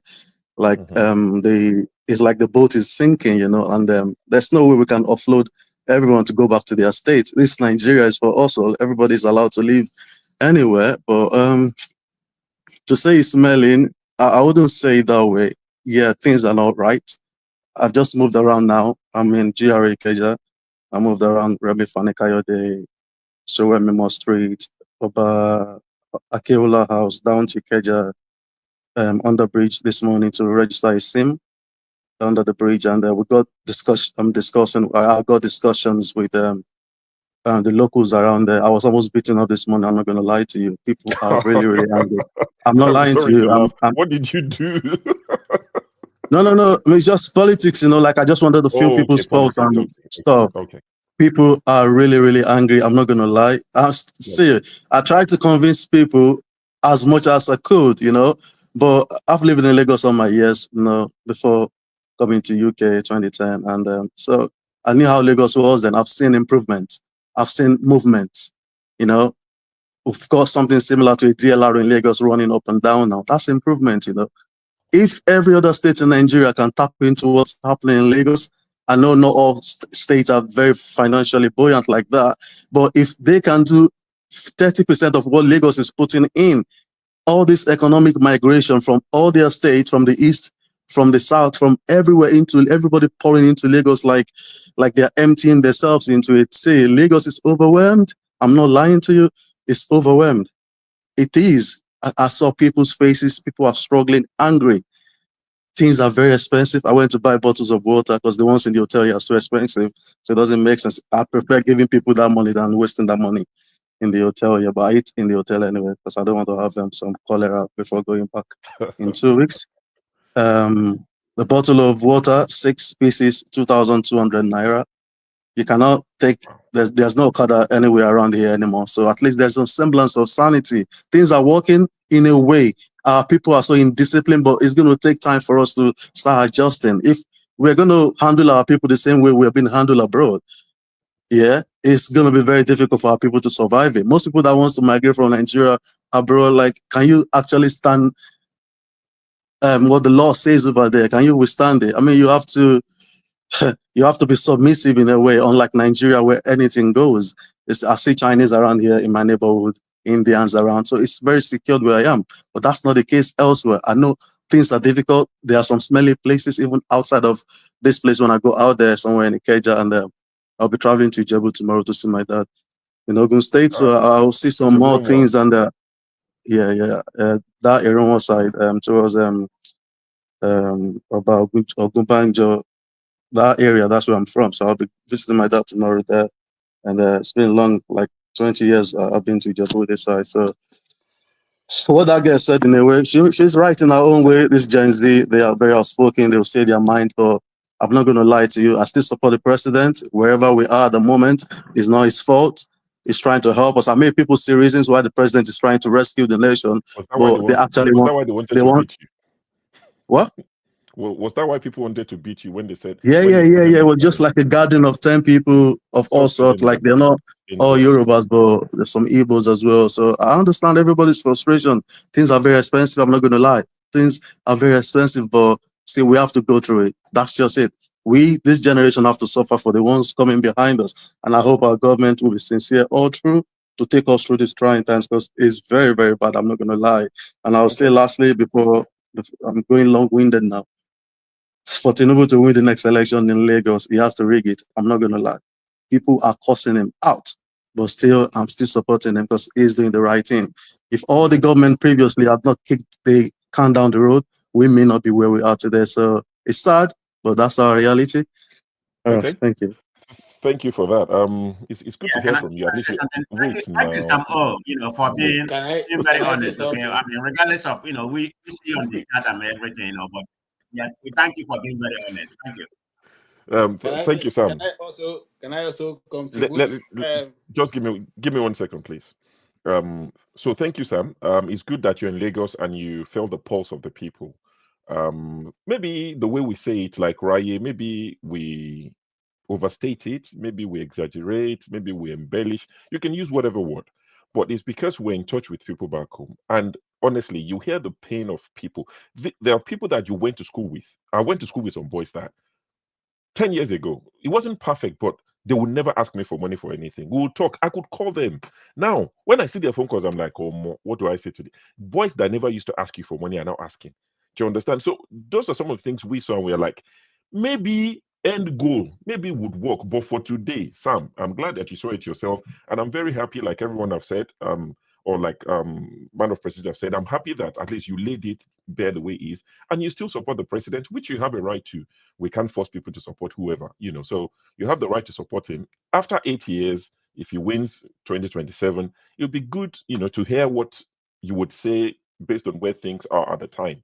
I'll come back to you for like 2 minutes for your take on Lagos economy regarding this Olosho business. Maybe you're contributing as you're there right now. We don't know. We'll find out from you. But KJ, quickly. Okay. Thank you so much, Brief, Samo. The truth of the matter is that you've been when you go to see your dad, maybe you should also test the ground when you get there. I'm sure that he will tell you more truth. Nobody, we all support when it is good, but when it is bad, we will not support what is bad. The Nigerian situation is so bad that no matter who you are, now how much you have, you cannot say you cannot feel what is going on. And it's not a question of tribe or maybe the president or no, it's just simply that the nation is bad. And I don't agree with you. That's where I'm coming from. I don't agree with you that this generation should suffer because for the coming generation. When I was much younger, 10 years old, we were told when the IBB introduced all the nonsense they were introduced, they say it was for the future. I'm now in that future. I am now living in that future they've been telling me. I heard it's for the future. During Shagari's time, when they introduced SAP, they say it was for the future. when they introduced all the introductions of different adjustments they've introduced, they say it's for the future. I am now in that future. I watched, and one of those people who were grown up, and our movie that time was Space 1999. We thought that Space 1999 can never come. In fact, we didn't even think that we ever live to see, that 1999. Today, 1999 has gone past us, and we are still not where we are. Even, in fact, we are backwards from where we started. And it's not about, when we say this, people think about Tinubu. We're only simply saying that this regime has made it worse. And from what we are seeing now, it's not even going to get better in the next 20 years. That's simple the truth. It's not about one particular tribe. And, there's an assemblyman, and I'll end with that, who was saying that this constitution we're operating will never give us good government. At that time when he was saying, people were shouting, no, he's saying that. Is the man what the man say? Not is it not playing out now? One, I don't know if you know him. Show that is a Yoruba guy from the southwest. He was saying that he was saying on the National Assembly platform. I mean, I remember. on the floor. He said this constitution can Oh, never what's his name? give good I know him. governance. And he said that he I didn't think know it's that. something Papunda. That's his name. Yes, Yeah, he Fapunda, was saying that. Fapunda. Yeah, Papunda. He didn't know that the time is going to come when the National Assembly itself will be the one to turn the constitution upside down. The National Assembly itself. So, gentlemen, I'm saying that as you're going now, go sit down with your dad, discuss, and he will tell you some things that we probably will not tell you, and he will give you a better understanding in your community. How many people come to him to ask to be able to feed? Then after that, you may have a change of mind. All Thank you right. very much. So thank you, KJ. So now positive, Sam. This 661 billion, do you think it's a positive if we take aside the morality of it? Because it's big, it's a big industry. Do you think it should be condemned or sniffed at in any way? My challenge, No, Sam. okay, I'm hold on. asking Let me Sam. just give you my challenge, which is that the majority of the money is coming from government money that was supposed to be used to develop Nigeria. That's my own challenge. But I mean, If it was coming from individual I pocket, can no problem. argue that If I would. Sam O goes there now and using his money to do Olosho, no problem. He worked for it. He had the right to spend it any way he wants. So But KJ, when you go start in government, KJ, you carry government KJ, money, wait. So go my do Olosho argument will business. be, my argument to you will be, is that not better that the money is circulating in Nigeria than them taking it to buy hotels in Dubai? I'm not saying they should steal, but at least if they put it back in our economy and it's passing to different hands, rather than them to go and have hotel franchises in Dubai. And destroying our children. Okay, you can say that as a man of God, but Destroying our anyway. children. Okay, that's fine. If I was advising President Tinubu, of course I'm not advising him. I would say he should widen the tax net because he said he was going to widen the tax net. So this money, these billions that all these ladies and gentlemen are collecting, they should start paying taxes on it. It would help us. So that's that on that topic. And staying in Lagos, one of our I've not second to the spoken last. on that topic, show. Oh, you that you look like a How they you look gonna like pay the you tax? you How look they like a gonna be able reverend to father. collect You're the wearing tax? a white collar. What do you want to say on this? I'm not wearing a white collar. Please go So, ahead. my take on that topic might be a little bit controversial. First of all of you that are blaming Obi Kubana and all those guys, please leave those guys out of it. Go and make your own money. If you want to use your money in a hut, use your money in a hut. The man that wants to spend his money, that wants to be flamboyant, it's his money. In America, go to Las Vegas, you have people flaunting their money. Let us stop this ideology of piosity. It has not helped Nigeria in any way. Going to the thing about the Ashawo business, it's not a problem. This Western world we are in, look, it is industry, it is money circulation. Okay? The problem in Nigeria is not about the Ashawo people. The problem is economic. The reason why some people are thinking is because of the disparity in wealth. You have the very rich and you have the very poor. And the very poor are so much. The Western world, 10% unemployment is national emergency. Hitler, it was 21% unemployment in Germany that made Hitler win election. It was considered a crisis. 21% unemployment. What is the unemployment rate in Nigeria? The government does not care. They are busy flying private jets. That is to show you there's no urgency in our system. So it is that unemployment. The reason why people like Sam be saying things will change. What you're not realizing is that you keep on looking at Nigeria from the maybe 50s, where it was good, and from the 70s, it was good. You know, everything would level out, because that time there was a little disparity between the rich. Even the civil servants could live a good life. Right now, a civil servant cannot live an average life, not even a good life. Average. A civil servant cannot live an average life in Nigeria. So there is a big disparity. Dexter, Yes. to stop you in your tracks. So if you listen to I know you're going to stone me from your house now, but the Nigerian Bureau of Statistics said that the unemployment, I should even laugh. They said the unemployment rate dropped from 5.3% to 4.3%. That's the Nigerian Bureau of Statistics. They did rebasing, and they included the Ashawo. They did rebasing, and they included the Ashawo in the unemployment, in the employment. So all those people that are doing this thing are considered to be employed. Look at the problem we have with Nigeria, and it is where the people that are believing that Tinubu, look, we are educated. What Tinubu is trying to do is, you are trying to bring in Western ideologies, but for a system that is not there yet. You understand? You want to rate somebody over 100, but the person has not even gotten 10. The person cannot even get 10. Our system cannot. We have not even built our system to be at 50, but we want to use Western system that is very. No, it can't work. People cannot feed. People cannot eat. The average person cannot survive. That 70,000 naira cannot even keep a family that has 2 children. Okay, how much is school fees in a private school? Even in a government school, how much is school fees? Then you now say, "Oh, we are westernizing the system. We are trying to make it more effective." No, they are deceiving us. And for anybody that is there say, "Oh, we are so..." Look, the Argentine president entered Argentina when Argentina was in economic crisis. Argentina has changed today. Argentina is on a different trajectory. That man flies the economy. Look, your body. Jonathan was saying something today. What makes the Nigerian passport what makes Nigerian passport undervalued? It's not the Yahoo boys. It's not the Yahoo boys that makes Nigerian passport undervalued.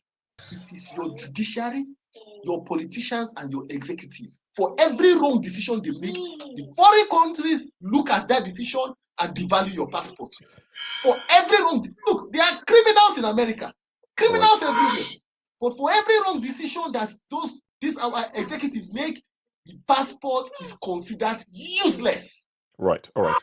Thank you. It's a good place to leave it. Dexter, thank you very much. You. Somebody heard Olusho business and he jumped in. I've not seen him in a long time, but as soon as he heard Olusho, he just appeared and he has to talk on the topic before we change topic. So, Uzo, I know you had Olusho business and out of nowhere, you appeared. Now, who did the calculation? The online ones, was it calculated? I would have Lekki VGC, they calculate. Lekki phase 1, phase 2. Did they calculate one at Ajegule, Oshodi, Munshi, cash at hand? They calculate those ones. What's the all of this? Just like someone who I saw the thing, I was like, who did this calculation? Is it from the hotel rentage, people that lodge in the hotel as I had? Or what is it? People lodge in the hotel, is it for Olusho or for what? I don't understand. Sometimes they just start calculating something that doesn't, like, for me, it doesn't add up. You don't believe? I don't believe it, because anyone that do calculation, they may do calculation with the hotels on VGC and Lekki. They don't do the Kufu Hotel in Oshodi, Bafuluku, all those ones, cash at hand. Where has to go? Did they do all those ones? Go to Kobuwe, see there, hang your clothes. You give cash. Did they calculate those ones? Now, so the calculation for me, it's just something for us to talk about. It make no sense. It's something for people to talk about. That's why I say it. Okay. All right, fine. So the last discussion regarding Lagos today, still staying in Lagos. In politics, they say 24 hours is a long time. And according to Winston Churchill, if we, the politicians, do not trust each other, how do we expect others to trust us? That leads us to Abdul Aziz Adeniran, that most people know as Jando, the PDP gubernatorial candidate for Lagos in 2023. He has gone back home to APC. All right. He said, PDP wasn't working for him and the rest of that. And he realized that there's no place like home. So he's gone back home. Some people are saying, was he just a placeholder for the APC in 2023? Was it placed there just to, destroy things and, cause confusion within PDP? Because he's gone back home now. So people are asking, if that is genuinely the case, what is the reward for a job well done? Now, let me find a video to support this, because I saw Jandor spoke since his move, and he had this to say about the Lagos PDP boss, Chief Bode George. If PDP at the national level wants Lagos PDP to do better or make an attempt to win the state, Chief Bode George should be expelled from the party. Because, go back in history, Jimmy Agbaje, Obani Koro, Funshaw Williams, Jandor, all of us can't just be bad. Chief George, can you please react to Jandor's movement from PDP to APC? Will you miss him? First, let me state emphatically that it's good riddance to bad rubbish. Oh, really?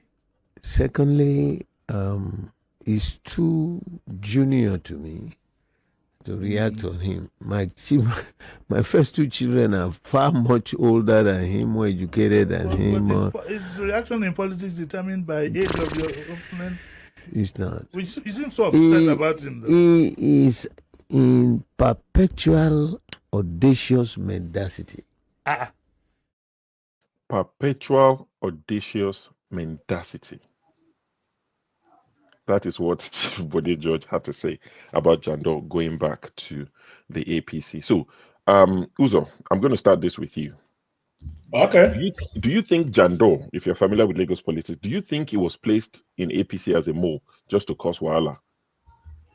Sorry, do you think he was placed in PDP by the APC to cause wahala, or do you think he genuinely went there thinking he could win? Genuinely, I don't think so. As a placement, I don't think so. Jandor was trying to use the obedient and the obese popularity and Igbos and the non-Yoruba speaking to take out APC, but it didn't work for him. So he had gone back to his normal wing. We all know he went to go and play 9. He couldn't score. So he came back to come and play in normal defensive wing. As we all know, about the in premiership, we call it transfer window. It's about to open in politics. Everybody will be jumping from here to here to get something. All these guys are all politics. According to the don't on their war, they are all politics. Everybody looking for something to put food on their table. Everybody says they are all hustlers. They are not for interest of me and you, But it's unfortunate that some people will come and they will now be supporting all the politicians and creating troubles. Just like now, you have gone to APC now with one man, call him Chinedu Omoyibo in APC now. You have gone to APC now. I think you're mixing these people up. There's Gbadebo Rosevival. That was LP candidate. This is Abdulaziz Adedero. He's a Yoruba guy, no Omoyibo affiliation. So he's not the LP guy. So this one is he used to be in APC. He went to PDP to try. He lost and he's gone back home. But I'll come to you, KJ. So KJ, do you believe that Jandor was placed in PDP, as a smart move by the APC to cause disruption? And also, if that's the case, what do you think his reward would be going back home? It's like a spy that's been sent out. If you agree, now he's gone back home. What do you think his reward would be? His reward is a big reward. They will contribute more to the local business in Lagos. I'm telling you the truth, because you're going to get a lot of money. Let me say this. I love his vice, the deputy governor who contested with him. Funke. I've always loved Funke. Yeah, you are junior to all those days when we were acting, but I have always loved that act. So it was a big shock, a big of surprise to me, because if you are looking for Yoruba actors who are respected, I'm not putting her down anyway. Like I said, I love her act, but I thought she was too young to be able to enter that murky water of Lagos politics, because he himself is a newcomer. Then taking another person who is not even too new to even to the issues of governance wasn't giving me. In fact, I've always thought that, come on, this is not going to make it, for Lagos people. You can't get two people who have never held public office and then, throw them in. Okay, at least those of us who went serve for government offices, they will teach you how to write. I'm directed to. You understand? KIV, keep in view, and all those ones. Those are simple terms you have to know. At least those simple terms before getting into such a place. So I'm not surprised. And there are many of them. There are many of them who are now getting into the murky waters also to go and muddy the water in other political parties. They have held down Labour Party. Labour Party is almost gone. Okay, they are also holding PDP. In fact, by the time Wike finishes with PDP, there will be no longer PDP if there was anything like PDP, because once he takes away that secretariat, just like he has done now, the PDP structures are gone. And so, if you ask me, I would say I think there is some truth in that, and very soon he'll be rewarded with an appointment, and you see that life will move on. Like I said, more money will come in. These people are not there to help develop Nigeria. They are there to make money for themselves and their family. And then the other person we should watch out for also in this move now, this new move now is for the next level of APC, is ratified. I do not still think that he is doing whatever he's doing because he's thinking of bringing. No, they're just identifying figures that are going to narrow down and be able to take out. Just like Rose Badibo narrowed down and they took him out, decisively in Lagos. So they will identify other people in other states that will take out. All right. Thank you, KJ. The topic you touched on will be further discussed when Fofana takes over. It's one of the topics that will be discussed, the coalition, SDP, El Rufai, Peter Obi, and the rest. It's one of the Fofana would chair when he takes over in the next 1 hour, 15 minutes or thereabout. Okay, so Oga Ike, I'll come to you. Still talking about Jandor. You lived in Lagos, so you're familiar with Lagos. You might not know Jandor personally, but you're familiar with Lagos politics, to an extent. What do you think the opposition are not getting right in Lagos, PDP especially? Because they've tried many times. I think that what the oppositions in Lagos has not gotten right is the not recognizing, before, yes, not recognizing the influence of Tinubu in Lagos State. But like the tsunami of 2023,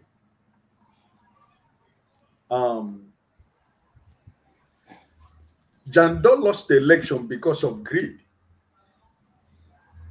By today, as we are talking here, Jandor and Rose Bible were supposed to be governor and deputy governor of Lagos State today, as we are talking.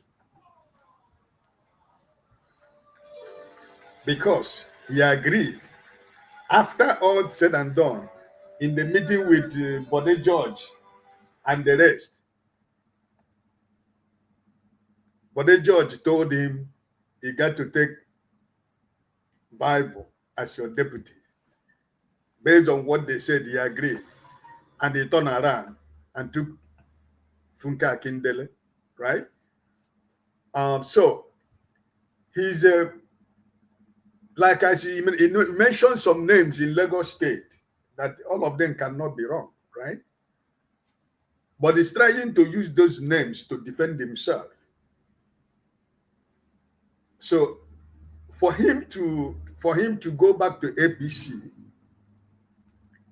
remember when he said he's leaving PDP, he went to the national television. They asked him, where are your group? There are Labour, there are SDP, there are so many parties. They mentioned it to him. He cannot go to Labour because Vivo is already there. But Vivo is already is the chief and captain there, so he can't go there. He know that he lost it already. So what is if he goes to Labour? What is he going to do in Labour? Because he wants to be governor.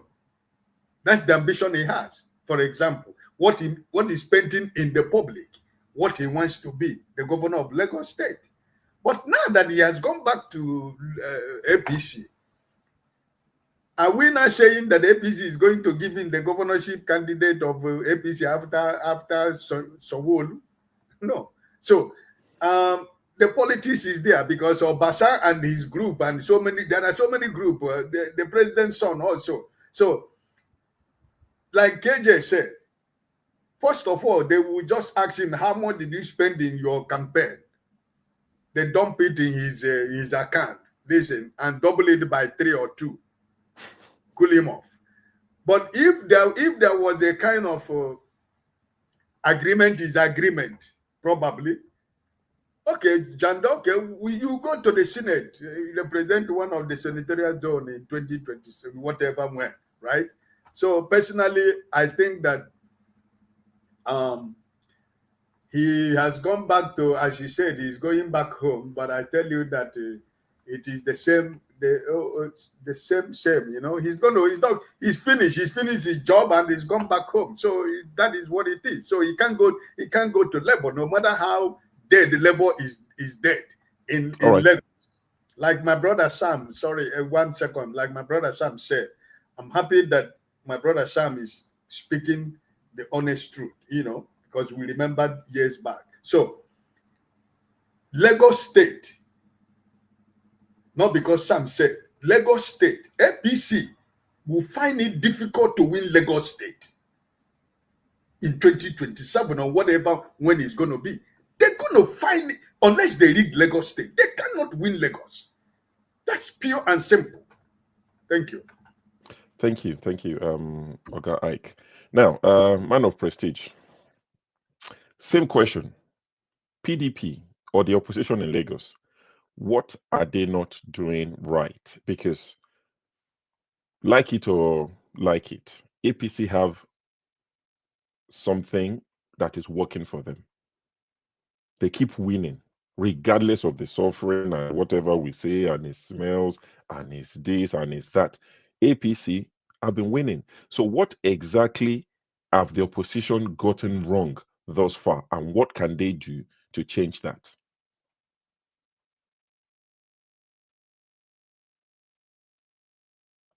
Thank you very much. Before I proceed, I'm just going to say thank you, Sam O, for coming. I mean, I'm familiar with when he has been on this channel before and what he writes. So, like, if you haven't been to Nigeria before, we're in a different place. We just have to talk from our experience. But at least when we come there, regardless of our disagreement, which party you support or whatever, no, he's a Tinubu guy. So there's nothing wrong. We come to a channel like that would be a little bit factual. So I commend you for being very factual on that. What you have witnessed. So having said that, before I forget, I think we're about finishing. Congratulations to the Green Eagles.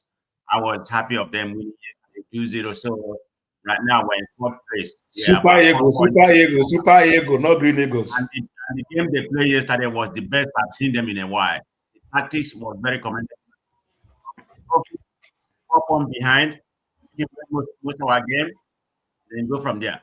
So having said that about this Jando, I'm not really familiar with Jando until last election. So forget Jando. Let's talk Lagos opposition as a group. What are they doing wrong?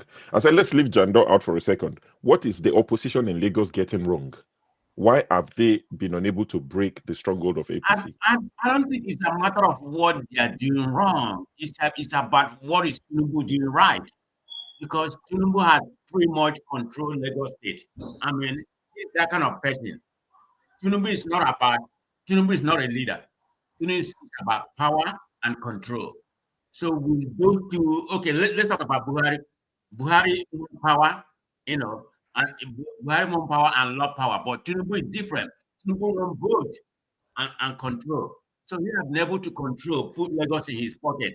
That is where it's going to be very, very difficult for any party, to come out of that Lagos State or rise in that Lagos State. I mean, I don't see that. because everybody just believe that, Tinubu is this master, and he looks at with Lagos. That has permitted the Lagosian mind, and he has the machine. So I mean, everybody's with him. So I can't really pinpoint about what they're doing wrong. But it's what Right. Tinubu is doing right. Okay. That's just So what I say. basically, what you're saying is, as much as they try, they are up against a very Yes, well-oiled machine that is exactly. difficult to defeat. Okay. Okay. At least Yeah, that's they my know that say. they have their Let work me cut out. let me Yeah. add something that we are missing. Quickly. At least I have been in Lagos for 2 election cycles during Tinubu and the birthday Fashola. Fashola, right? I was in Lagos through those elections. I see what I see.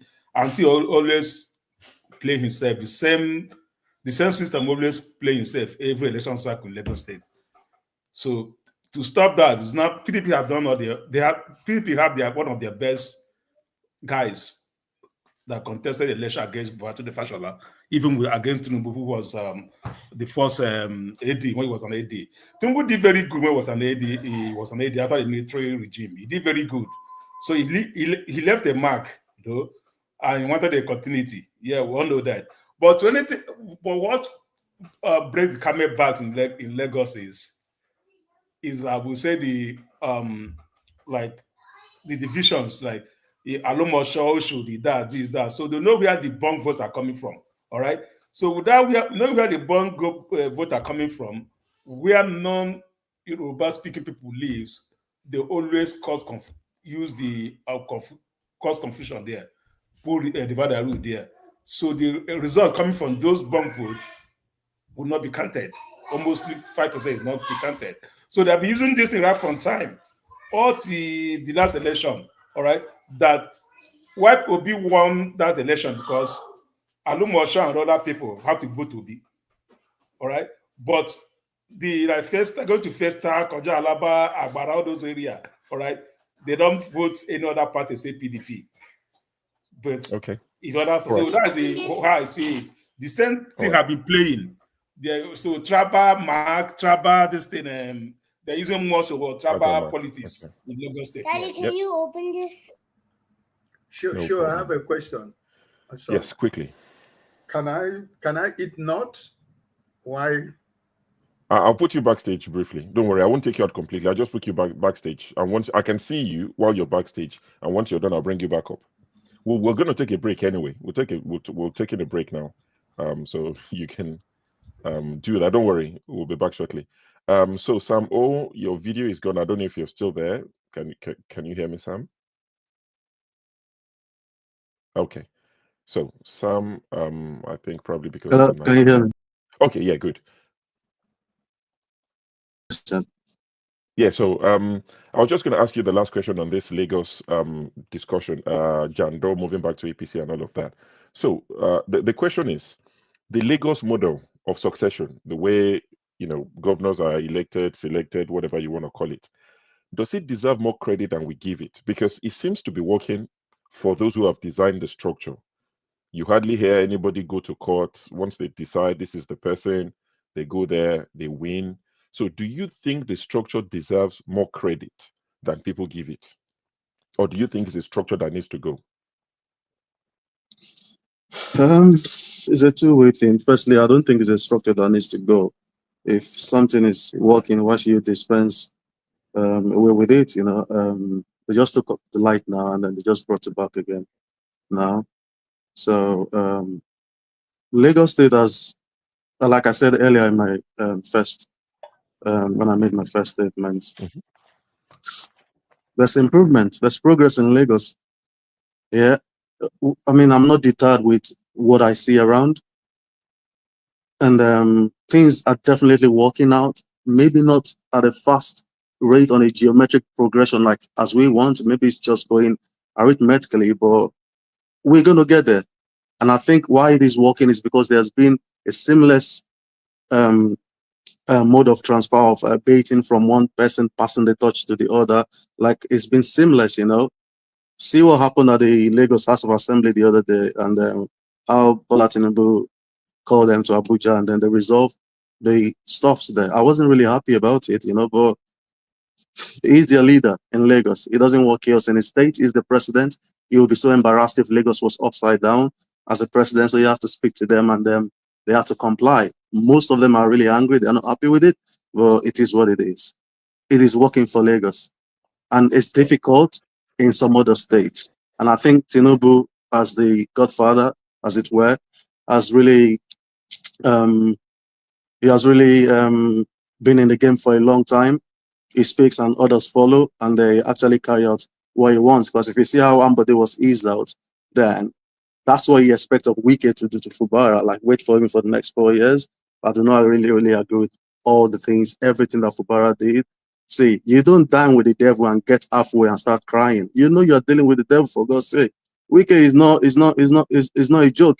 See what he did to APC in 2015. See the killings, the commissioner of police that died, and people's head getting lost off their neck in River State. It was called Rivers of Blood then. You guys don't pretend like you've forgotten that. It was rivers of blood during Wike's time. I was angry how Wike was dealing with Amechi that time, when a commissioner of police called Joseph Umbu or something like that, was almost slapping Amechi at the airport because Jonathan's wife was behind Wike. He has really become a strong man. He used Odeli's wife at the Supreme Court to get his way to Bodo. He doesn't see a need for them again. Now he has dumped them. Now he's with the presidency. It's Tinubu's best power, whether he like it or not. Tinubu is a master of the game. He loves Wike, whatever he's doing there, because it's destabilizing the opposition for him. Yeah. Wike wants to be the same godfather Tinubu is to Lagos, to Rivers State. It's going to be difficult. It's going to be difficult. There's no doubt about it. But for Lagos, I think they just need to carry on through with it, listen to their elders, let the succession plan that they've got in place keep working. I'm sure no Igbo is going to be a governor in Lagos, whether we like it or not. That may go against your grain, but that's what it is. Okay? Lagosians will not allow that. Like I said, whatever it is that needs to be done. Did any Igbo person contest for Lagos State governorship? Is Chinedu not Igbo? Is he Yoruba? Chinedu that cannot speak Yoruba. Tinubu that let me finish. He went to Oba's palace and he was trying to have a handshake while his own father was prostrating to the Oba. That's not Yoruba, boy. That's not going to lead us in Lagos.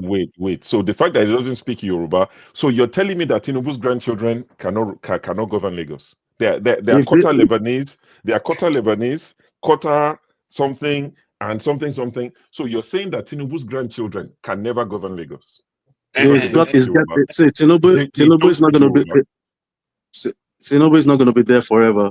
If you are very, very conversant with what's going on and you're putting your ears to the ground now, the owners of Lagos wants to take back their state.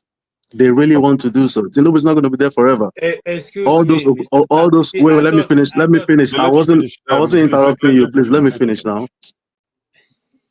So those ones who are from let him finish, please. We need to move on quickly. Sam, go ahead, please. Sorry. So those ones who are from the Ogun State branch of the GAC, the Abeokuta branch of the GAC, and all of that. I mean, as time goes by, they will be eased out gradually. Okay, the owners of Lagos for their own Lagos, they want to be in charge of their state. The same way Yoruba man will not be a governor in Imo State. See, let's respect boundaries. We're a tribal people. We are so insular in our way. Each one of us, let's not pretend. These things matter in elections. So that's who we are. That's who we are. We need to grow out of it. We need to grow out of it. That's where we are at the moment. So, but whatever Lagos is doing, let them carry on doing it. That's it. I hear that. Okay, the only thing please, that I agree with you on, I'll let the guys chime in on the Chinedu thing because I knew it was going to draw a reaction. But the only thing I agree with you is there's a movement called Lagos for Lagos. In fact, when Jandor first left APC, before he went to PDP in 2022, he joined that Lagos for Lagos. And there are a movement who are saying that we want Lagos for Lagosians. Because many people have said that since 1999, no Lagosian has governed Lagos. Tinubu is touted to be from Osun State. Fashola is touted to be from Ekiti. Ambode's father is from Ondo State. And the current governor's father is from Ogun State. So there's a movement called Lagos for Lagos, and they are saying, we want our Lagos back. What is wrong with an indigenous Lagosian? And this is why I've always wanted Funsho Doherty to be Lagos governor. But I digress. KJ, please go ahead quickly in 2 minutes. You see, you 2 know, minutes. Sam, I thought you had repented. You've shown that you have not even. Look at Haram. Look Why at do you No, make him sound like a now, Boko Haram guy? you know, look at that repent. I love your ability to bring, raise up. I really love it. I'm serious. I love your discussion. I love the way. But when you go to this tribal thing, it just gets me, costs me, beyond this. Because if you go look at the history, you find out that there are prominent Yoruba people who have played a lot of roles in the southeast when it was even eastern Nigeria. If you go even to political representation, you find out that there were many Lagosians or many Yoruba people who were in major holders, who were major key holders in NCNC. What shift of which is you see them, some of them just passed the last, just last month that the last set of them passed on. So these are people who have played a lot of role, and the Igbos being in Lagos have not been, it didn't start today. However, there's a statement you made which I let slide, but now I'm going back to it. At the beginning you said Lagos has developed so much money, there's so much money, and Lagos is oversaturated. People should start thinking of going back to where they come from. I like that. However, since I'm sure you are very close to the government of Lagos and the government of Nigeria, advise them. We want the eastern flank to be opened. If you open up and then I'm talking about, I'm from Abia State. I'm not talking about Abia State. I'm talking about Cross River State. Open up the seaport there. Open up the seaport in One. Open up the seaport in Port Harcourt. Open up the seaport in Warri.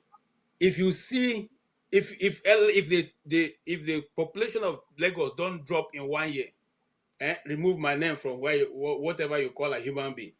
You see, let's not play this thing. We know how Lagos became what it became. People who are importers cannot live any other place apart from Lagos. So majority of them who are there are they are there because of their business, not because they All want right, to live in Lagos. KG, please wrap it up. Just 2 minutes. can you give me a minute? So simply put, please. I think okay. Let me leave He's it at that. repentant. Don't worry. We won't put him in our military. It's okay. He's repentant, but we won't put him in our military. All right, man of prestige, please, literally 1 minute, because we need to move Okay, on to the thank last. you very much. I was going to ask Sam a question about whether he preferred the one-party system in Lagos, but that question is tough. I'm not going to ask that question He because he said it's made some working. comments Yes, he said it about works. this, He's answered the question already. tribalistic comment that he made here. So my question is this, Sam. I don't know where you are. If you are in the United States or in London or Europe, I don't know where you are. So are you telling me if you are qualified to contest for election in the United States? Of course, you see what happened during the previous election, not this past one, during the Democrat election by the one or something like that. You see how many Yorubas, I think about 5 or 6 of Yorubas contested for election, even in Atlanta here, and they won. So are you telling me that if you are from a different tribe and you don't have any legitimacy to contest, and you keep on, parabolating this thing that this is the time we are living, how long can we be this tribalistic, going on in Nigeria? How can we pull out of this tribalistic mode All we right, are right now? I'll take that as a rhetorical question. If I let Sam answer that, it would drag us. I've got less than 1 hour, and we've got our major topic to discuss. So I'll take that as a rhetorical. But we get the drift. Thank you for that, man of prestige. We'll take it. Pardon, Uzo, you also want to say something? Yeah. I just want to give you an answer. Why did you do, Sam, why did you Sam, do this? no. Listen, Sam just gave the answer of why opposition cannot take over Lagos. Is it the answer he gave? An Igbo man can never be a governor. Imagine 5 people wrong with this in Lagos State. No party will win Lagos State. That's not the answer. Okay. 5 people wrong with this in Lagos State, that is it. All right. That's what I have to say. But remember, though, one thing is that in Lagos State, it's not by party, it's by the human beings, not by party. Now, APC have only ruled for 2 consecutive times, 60 years. AD was there, ACM was there. So Tinubu doesn't run under APC. Raji Fashola doesn't run under APC. They run under the same people. So he said it's human being, which is that man, Tinubu. That is person that so it's not about party. So if Tinubu go to PDP will win Lagos instantly this election. All right, thank you for that. We'll take a short break, and when we come back, we'll be discussing the hottest topic in Nigeria. I saved the best for the last, so you all know what that topic is. We'll be discussing the River States, the proclamation by the president, the ratification by the National Assembly, both houses, the House of Rep and the Senate. So when we come back after the short break, we'll be discussing that.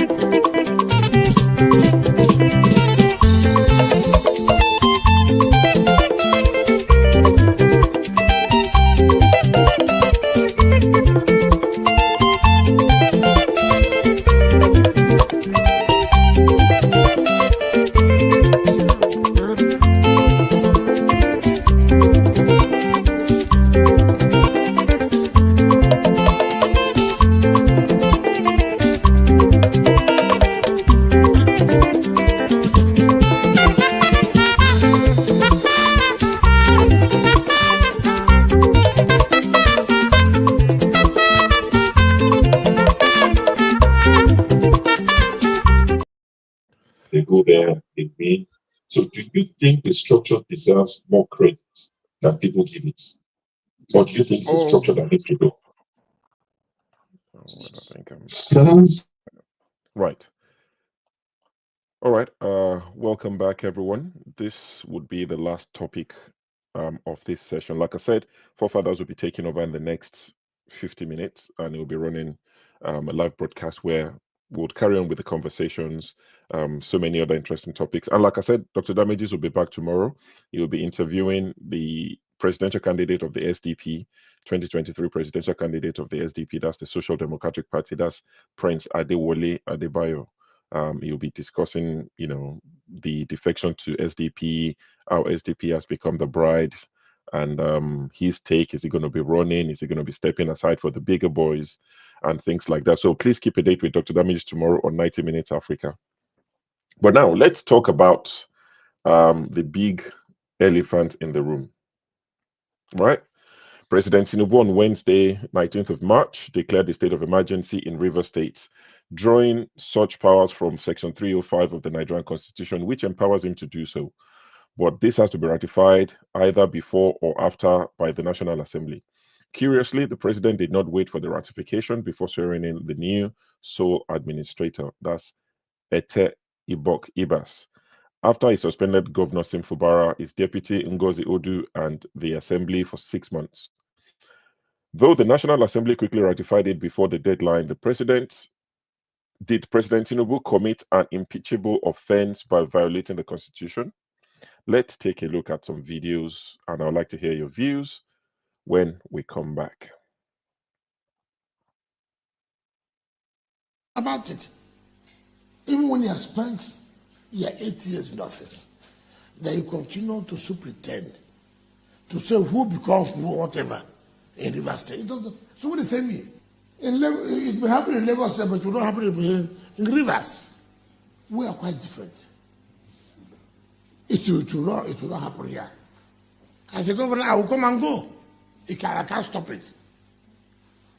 I must come and go. All the came and left. You've never heard of me saying that you will do this, you will not do that. The day my tenure, by the grace of God, ends, I go. That's how God wants it. But see, when you are in a position to think that what's happening in Lagos State, you will do it here, it may be difficult. You cannot continue to say you must be a godfather of the state. That's the problem. It's not possible. Today I live here in the name of Almighty God. I have no business to say, why must I produce? Why? What am I hiding? The people of the state should be able to say, this is who they want to produce. We from Rivers State, we know we have lost somebody in Dr. Peter. I can tell you, what the Nigerian. So that was Governor Wike. I think that was during his first term, leading into second term, and he was saying that he wouldn't even nominate anyone to take over from him, let alone dictate to the person. But you know, politics, 24 hours is a very long time. So Wike not only nominated, he anointed, and he started to dictate to the person, which led to Wahala.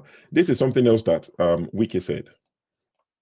So this is Wike advising Ambode not to succumb to Tinubu in Lagos. You all know what happened to Ambode, how he didn't probably agree with Tinubu and he did things in his own way and they, got rid of him. But Wike was advising him at the time not to succumb.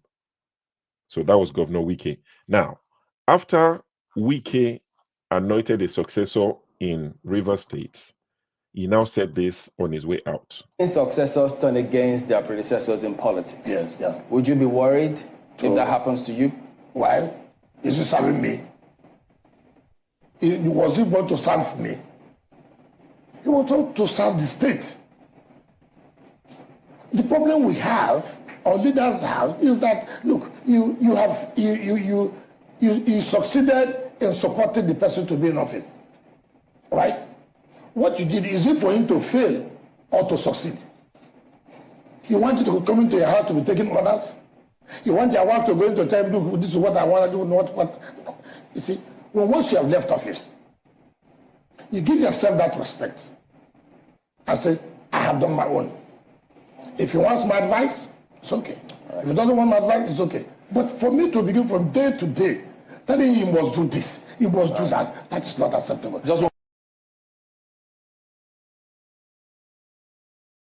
That is also Governor Wike on his way out when he was handing over to Fubara saying, I'm not going to dictate to him. He's an independent man. Of course, you know how this has ended.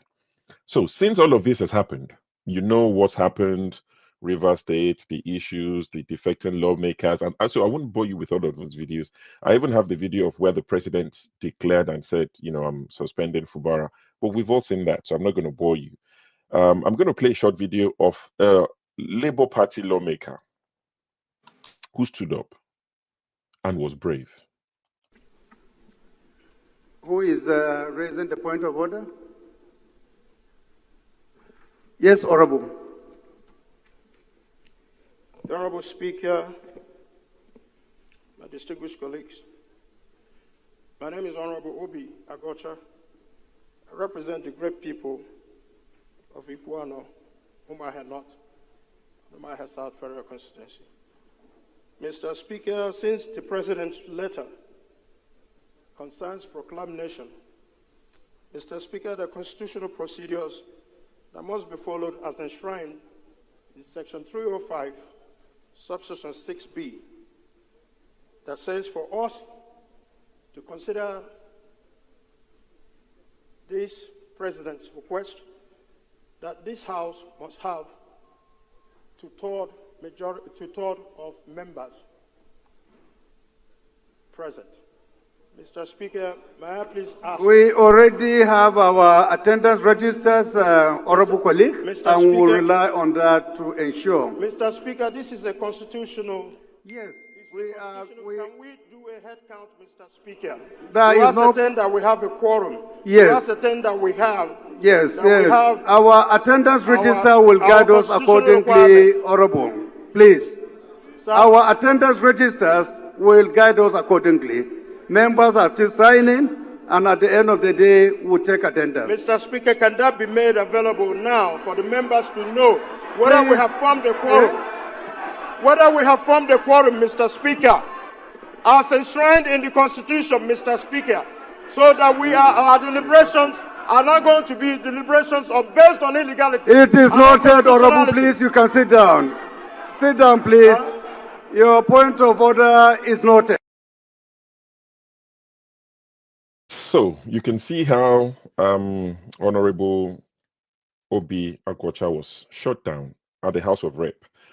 Just to to explain to those who might not understand, when the president declared state of emergency in Rivers State, which he has powers to do, but not suspend the governor. He doesn't have the powers to do that. But he declared state of emergency, and the president needs the National Assembly, so that's the House of Rep and the Senate, to ratify it, to say, yes, we agree.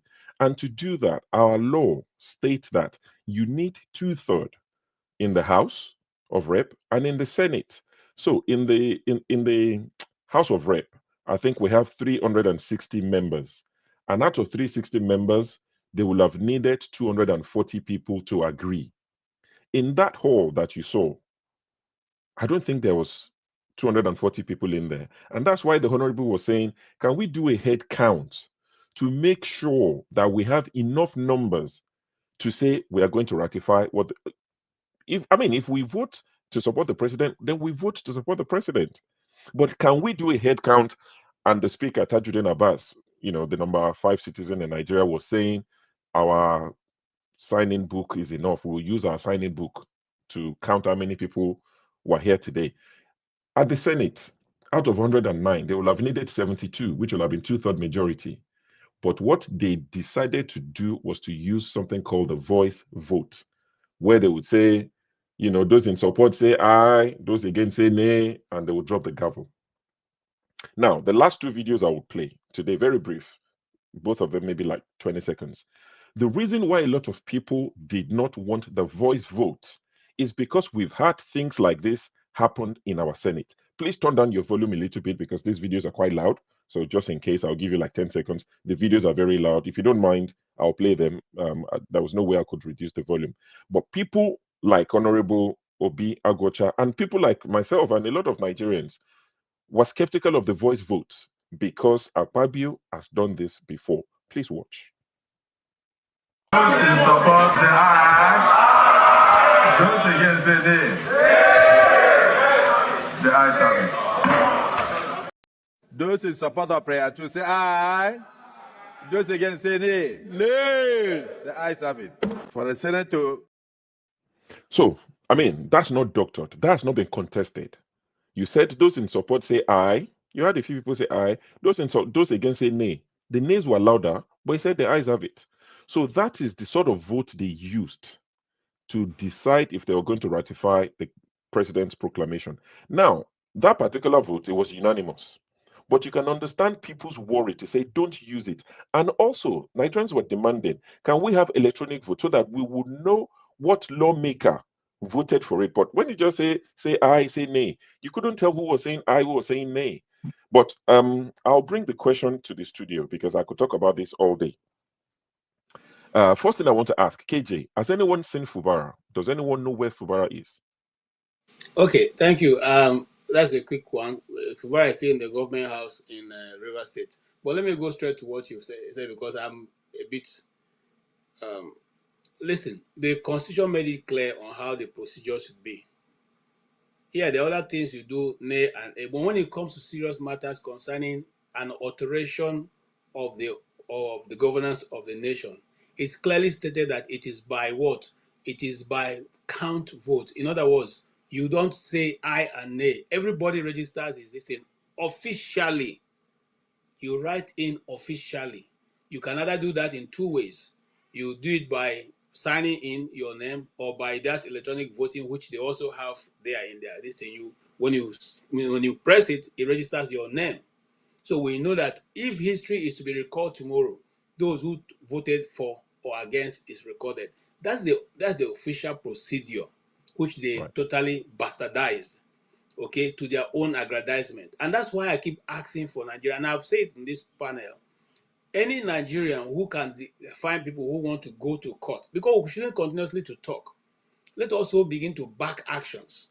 If you have a lawyer who has a local standing to take the Nigerian government to court, let us get that person and back it up, because this is a rape of the Nigerian people. Now, if you're going to say that just by merely saying aye and nay, the constitution is altered, then we don't have a government. Then we don't have anything that we can rely on. Anybody can do anything at any time. Okay? Now, again, looking at what has transpired, why do you not want to listen? Because their senators have now come out to say they were not allowed to speak, and majority of them walked away. In fact, the numbers that they took that vote for were less than 50. But it is on record. Again, let us now examine Tinubu's action. Now, the constitution says that on the purpose for which you declare state of emergency is when there is total war, or when there is disturbances all around the nation, chaos and all that. The question we should ask ourselves, those people who used to come and say, Tinubu was right. If it was the whole nation as there's a war, coming to Nigeria, will Tinubu by his own hands suspend himself and hand the reins of government to somebody else? Will he suspend himself, or he will execute the thing by himself? You see, we all read English. Oh. Let nobody begin to think at least this is written and we all speak the England English or the London English or the Queen's. So it's yes, because when you come to America, sometimes the difference in words, the different meanings for to English language. But this one is the one me and you, they speak the British English. So we understand the full impact of the meaning of the word. Now, the question we will ask ourselves again and again and again: what gives you an elected official? Okay, let's let me dive Quickly. because I don't know if we have all the time to discuss this, No, but we let me don't. ask the question: We don't. is the governor of a state subservient to the president? No, The it's not. answer is no. It's You not. are running a total different arm of government. You, as a federal level, you did not appoint the governor. Therefore, you cannot sack. Do you sack person you didn't appoint? You suspend somebody you didn't appoint?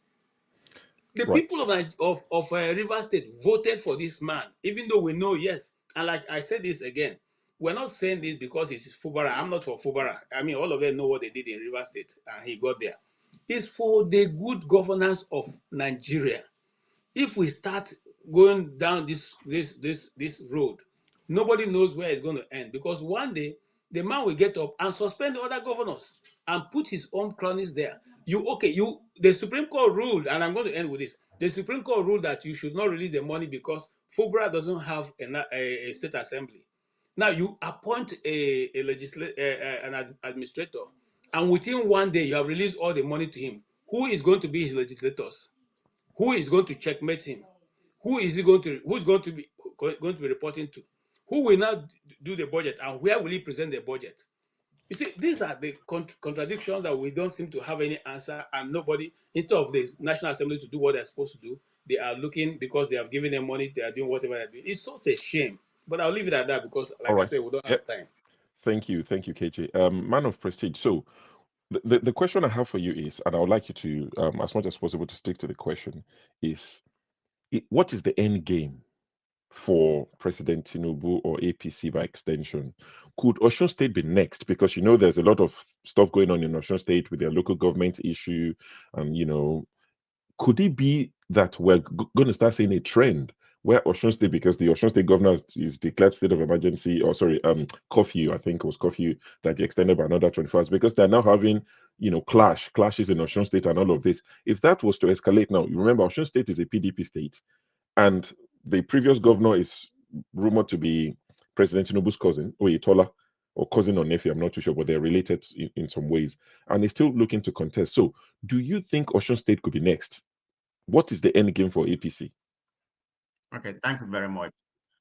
I think there's something really going on in Nigerian politics. I think the APC want to make it a one-party system. That's exactly what's going on.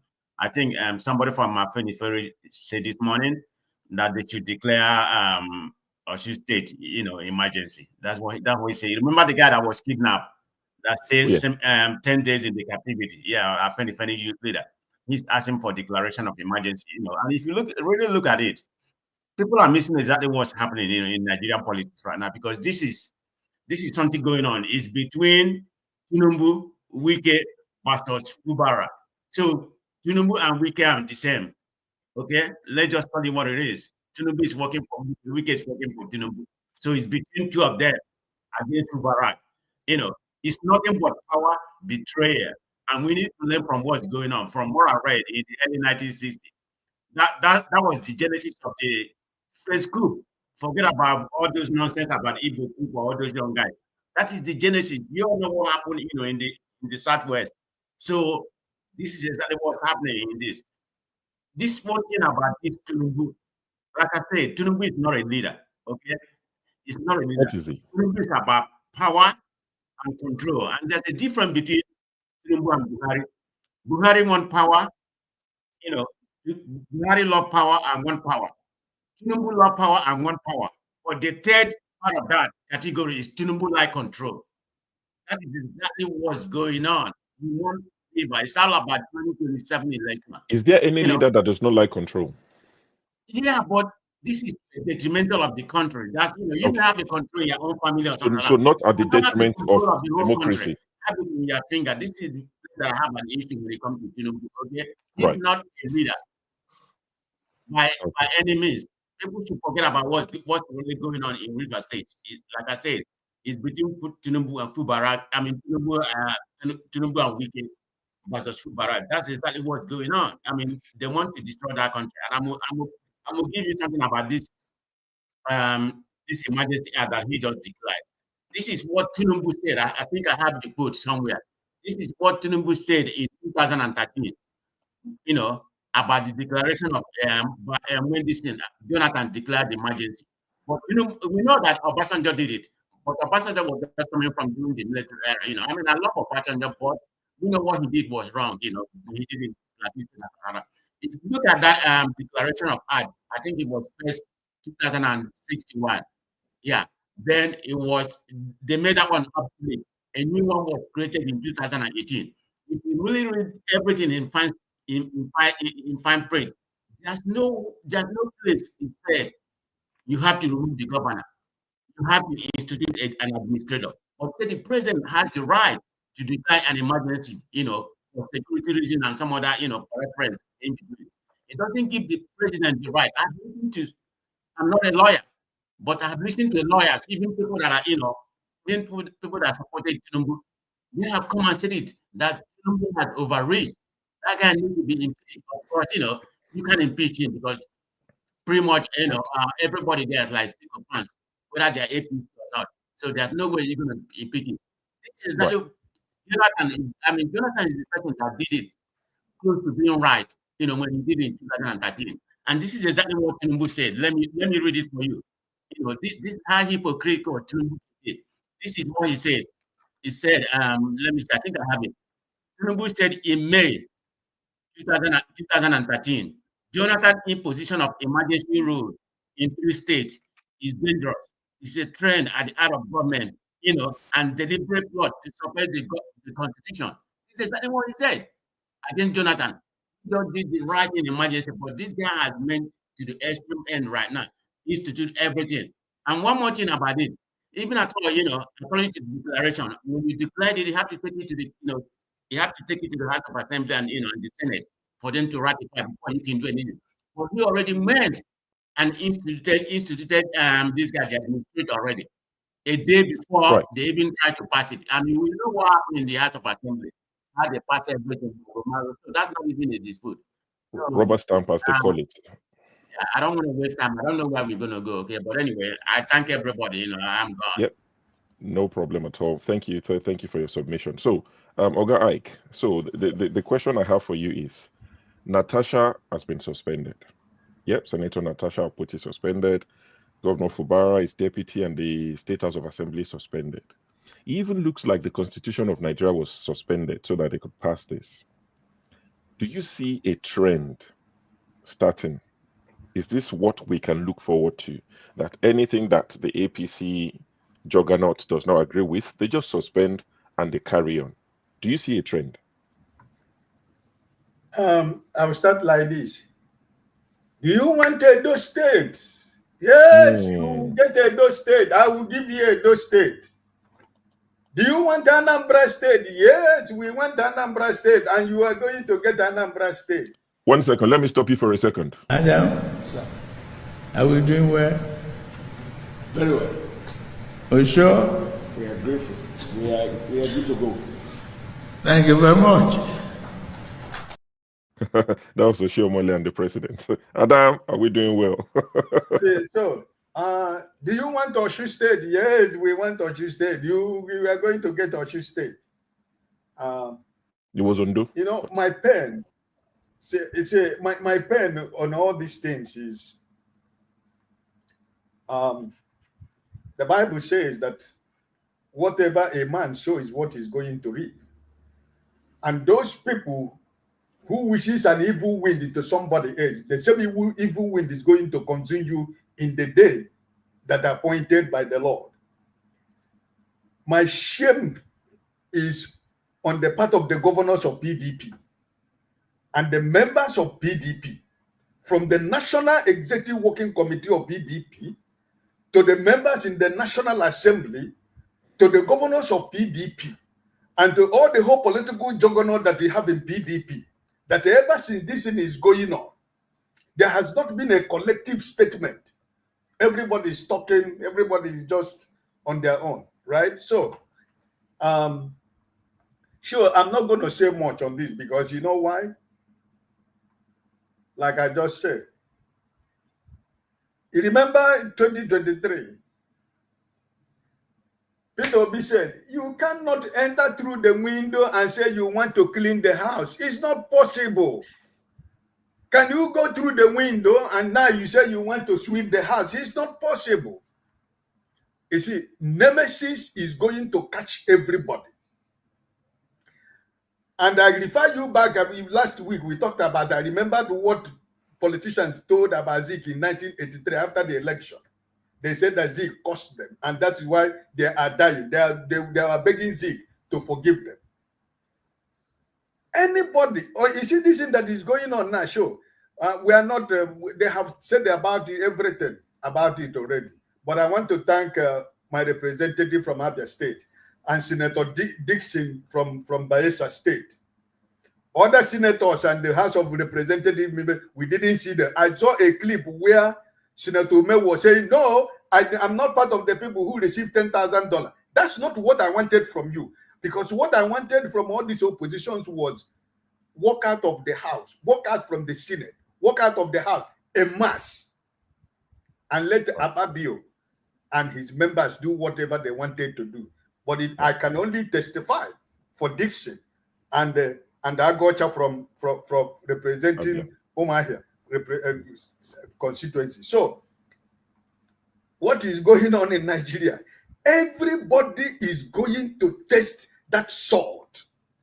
And by the time it has gone around, then Nigerians themselves will decide what they want. Because now, which means Godfather, which means all this election we vote, even though we know. So it is when after we cast our vote, sure will make KJ governor.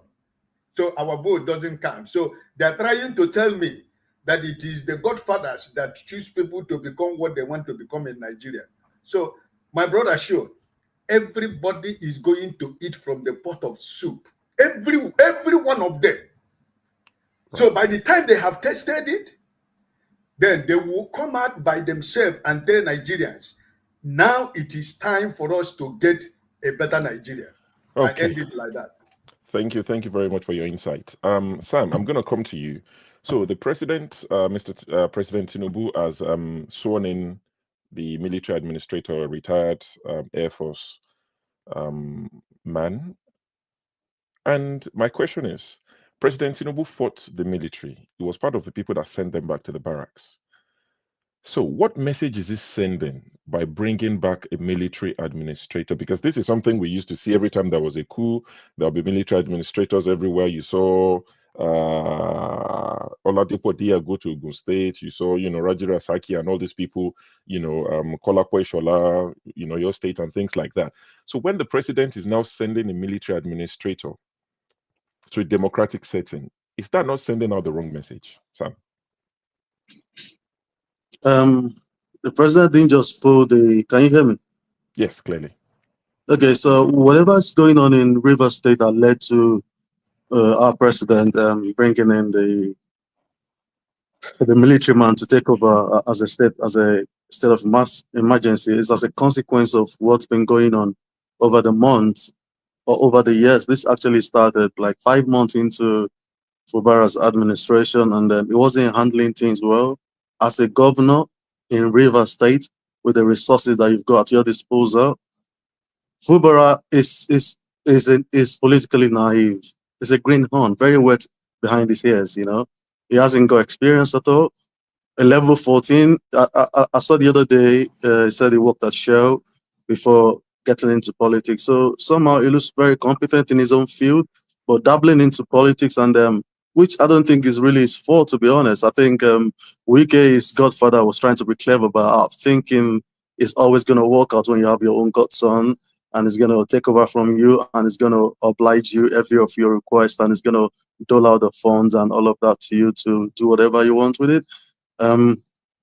It's not always going to work out that way. See, a classic example is Saraki and his father, for example, for God's sake, a father and his own son. You don't know how very, very toxic someone is until you give them a scintilla of power. Just give them a mile. They want to go kilometers. That's how human beings are. You cannot, even your family members, sometimes you get so angry, you fight with your own cousins, and then at the end of the day, you're going to settle it because he's your brother, he's your uncle. You're going to settle it within the family.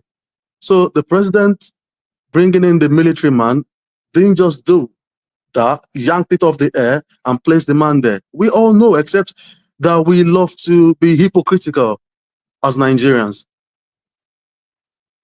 Can I go on? Go on, carry on, yes. Sniper, it's okay. Yeah, the generator is on now. We're so hypocritical, very, very hypocritical.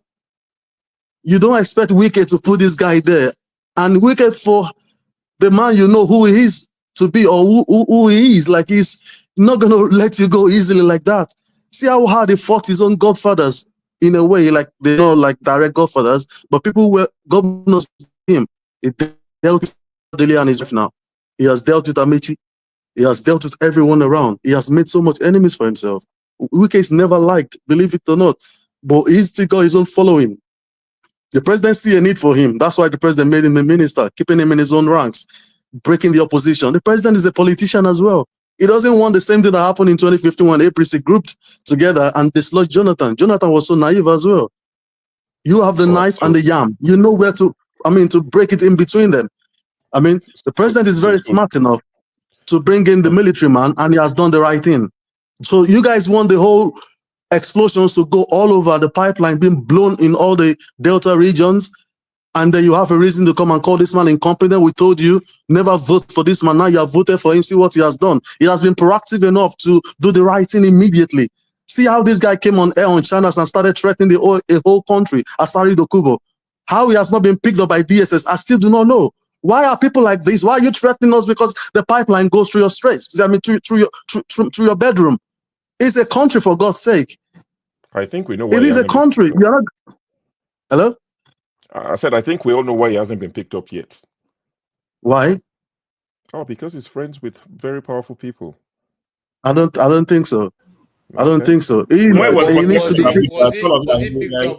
We agree to disagree. But so if you just round off, because I've got one man who's joined, and I still have to speak to Uzo on this topic before we round off, and Femi. Okay. So all of this we have to do in 10 minutes. All right, round off, please. Okay. Rounding off, I'll just summarily put it that the president has a stake in it. He's using Wike whether we like it or not. He wants to win the next election, whether he has said it or not. So Wike is doing the Lord's work for him. He loves what he's doing. And people coming here to tell us, like, why has the president not dealt with Wike? Why was the president in his speech only mentioning Fubara? Is Wike the governor of Rivers State right now? As a matter of fact, if you think like the president, the way he thinks, like, I know him, not personally, but like someone I've read over the years, he is disappointed in Fubara. You will deal with your governor. He placed you there. Deal with him. You're the governor. Why can't you break the ranks of the lawmakers, for God's sake? Out of 27 lawmakers, you cannot buy over all of those guys to just put Wike to shame and let him just, go easily and ease him off like that. But still, who was paying the allowances of these lawmakers for the past 1.5 years? Wike has been paying it, whether we like it or not. Who's paying it? So the governor is very naive. Whatever has come his way, he deserved it, because you cannot go into politics and be a gentleman. You have to be mad. That's just the truth. Thank you. The takeaway from that is Governor Fubara has been very naive, and he will learn from this, hopefully. All right. So, Uzo, where is Asari Dokubo? It's a good thing that Sam mentioned it. Asari Dokubo has been quiet. Okay, Sam, sometime I think we understand that before we make our assumption, we should be very careful. He said we can be paying the 27 local House of Reps the allowances. I don't know where you got that evidence from, before we start saying that. And my point is this: we all remember that Wike bought form for the House of 27 law members, 26 Abi plus governor. He bought their form, and he's proud to tell that he bought and he put them there. So I don't die in their war. My problem is the citizen. Our people in there, how are they going to be surviving? This is a queue, all right? This is a planned queue, this is like a military queue. Hey, you being the people in the Senate, defend the Senate, the House of Representatives, presidency do, everybody do their parts. Everything is clear. Whether the Senate House of Reps support or no support, is the queue already be taking place. You already sworn in a sole administrator, so there's nothing anyone can do about it. He have already taken place. So I don't think Fubara is coming back to be a governor. All right. Okay. I don't think he's coming back. He's already gone. He's gone. And the guy, I was saying, I don't know why the guy he had all the power. Just like Jonathan, December a job. They always like peace. I used to tell him it's only a tree. They will tell you, I go to cut you. This tree will stand and allow you to use a saw to cut him. Jonathan was like that. So Right. simple. Then Fubara again was like that. You know, all these things happening. That's no, he did nothing. He was laughing like nothing's going on. I look at it nice out of the line. So my own point is let them fight their fight. Up. Let them not to blow the pipeline. That's my point. Let them not to blow. You know what happened during the NDD's Niger Delta vengeance and all those ones. We know how people suffered. We know how the indigenous suffered. We know how Nigeria went through it. So let us blow the pipeline. But according to weekend interview, if you know how we care after that is interview, you know that this is really a plan. It's a plan queue. Because for that interview, the whole plan is already at place. We can measure the blowing of the pipeline, measures everything on that interview. He analyzed that it's going to happen, and it happened. So that's how people are pointing a finger at him. So that's just it. I don't let them to blow the pipeline and begging them. That's just my point. Thank you. I've got Father Augustine who's just joined us as well. We've got less than 10 minutes to round off. One man, welcome to the show. We're discussing the River State debacle. So my question to you is, the opposition, I mean, what's your take on what they've done so far? When I say opposition, I'm talking PDP, Atiku, LP, Peter Obi, ratified, SDP, everybody put together. I mean, at the end of the day, the APC does not have the majority in both houses. So how have APC been able to pull this off? As the opposition dropped the ball, or are they just useless? All right. I was going to say thank you for having me, but it took you a moment to put me on the screen, so probably I'm here on the... What do you mean it took me a moment? Well, I'm multitasking. I've got a few things. I apologize for that. It wasn't intentional. Why did you apologize? Does he have right to get on the screen? It's okay, KJ. Let's not get into... Are we heckling already? It's okay, KJ. Okay. Take KJ. It's okay. Let's just... Can that guy be quiet, whoever that was? Is that the Biafran guy? No, you're not the chief here. When you come here, you wait for your turn. You don't wait before you get out. Do you mind? Can you contain yourself? You this Biafran guy. No, you contain yourself. KJ, I'm contained. KJ now. One man went to the... all right. Let him speak. Let him KJ, so what's going to happen is we won't get to hear from Femi and Father Augustine if this carries on. I wonder why it's so hecked up. I wonder why why have you got your knickers in a twist, huh? What comes to your channel? They don't get on. Have a glass of so you water don't have the right to come here and say people must put calm yourself down. What's your KJ, allow one man to speak now. This I don't know, man. The guy, man, allow him to have his say. Is one man using his time to fight? No, if KJ doesn't interject, he would have spoken and left. Is he not the guy wearing a suit? Listen, I have a stake here. And when you come here and make such a statement, I have the right to stop you from saying that. You don't own the channel. What? When you come, you wait have like the right to stop me from saying anything, my friend. All right, gentlemen. You have a generous opinion of your reach. It's okay. Can we just deal with the issues, gentlemen, please? I beg yes, your pardon. Yes. What is it? I mean, as soon as I come in, even the the Biafran whatnot is already bouncing off the It's walls okay. and doing Don't and rally him up howling any at further, please. just don't eat me. Just don't eat me, you know. All right. Okay. You know, Let's deal because with we this know quickly. you have a All right. peculiar culture over there. Please, one minute. Well, what's So the the question, by question. the way? So I was saying the opposition or put together all this coalition. Even looking at this, it looks like they stand no chance, because if they were not able to speak to their House of Rep members, honorables, and senators to to oppose this, what chance do they even stand in 2027? Why would they seek to oppose it? Because it is not constitutional. Who told you that? Lawyers have spoken about this. Lawyers have spoken on both sides. Okay, on both. So exactly. So it's like me asking you who told you it's So the constitutional. lawyers that lean towards your biases is what you are holding as sacrosanct. Is that what and it that's is? what you're holding, isn't it? And I'm not holding anything. Okay. You're the one asking loaded questions. I just said, why wouldn't they oppose it? No, they have no reason to. That is the thing. You have to understand that the reasons why this guy was put in abeyance, this what's his name again? The Sapele Water guy, governor from. Let's not do that. Yeah. Whoever he was, the governor, whatever his name is, the wickets of Fubara. The reason why he was put on abeyance, we all saw the document. He blew up the House of Assembly. He's running budgets without appropriation. It's actually there were clips. I'm sure you wouldn't play it, but it's all over the place. There are clips of this guy actually sending dog whistles to militants to start blowing up. I'm sure you've seen them, but you would not play them. I've seen that because it doesn't one. lean towards the narrative that you are propagandizing here. But so there's an abundance of reasons why this guy should have been suspended.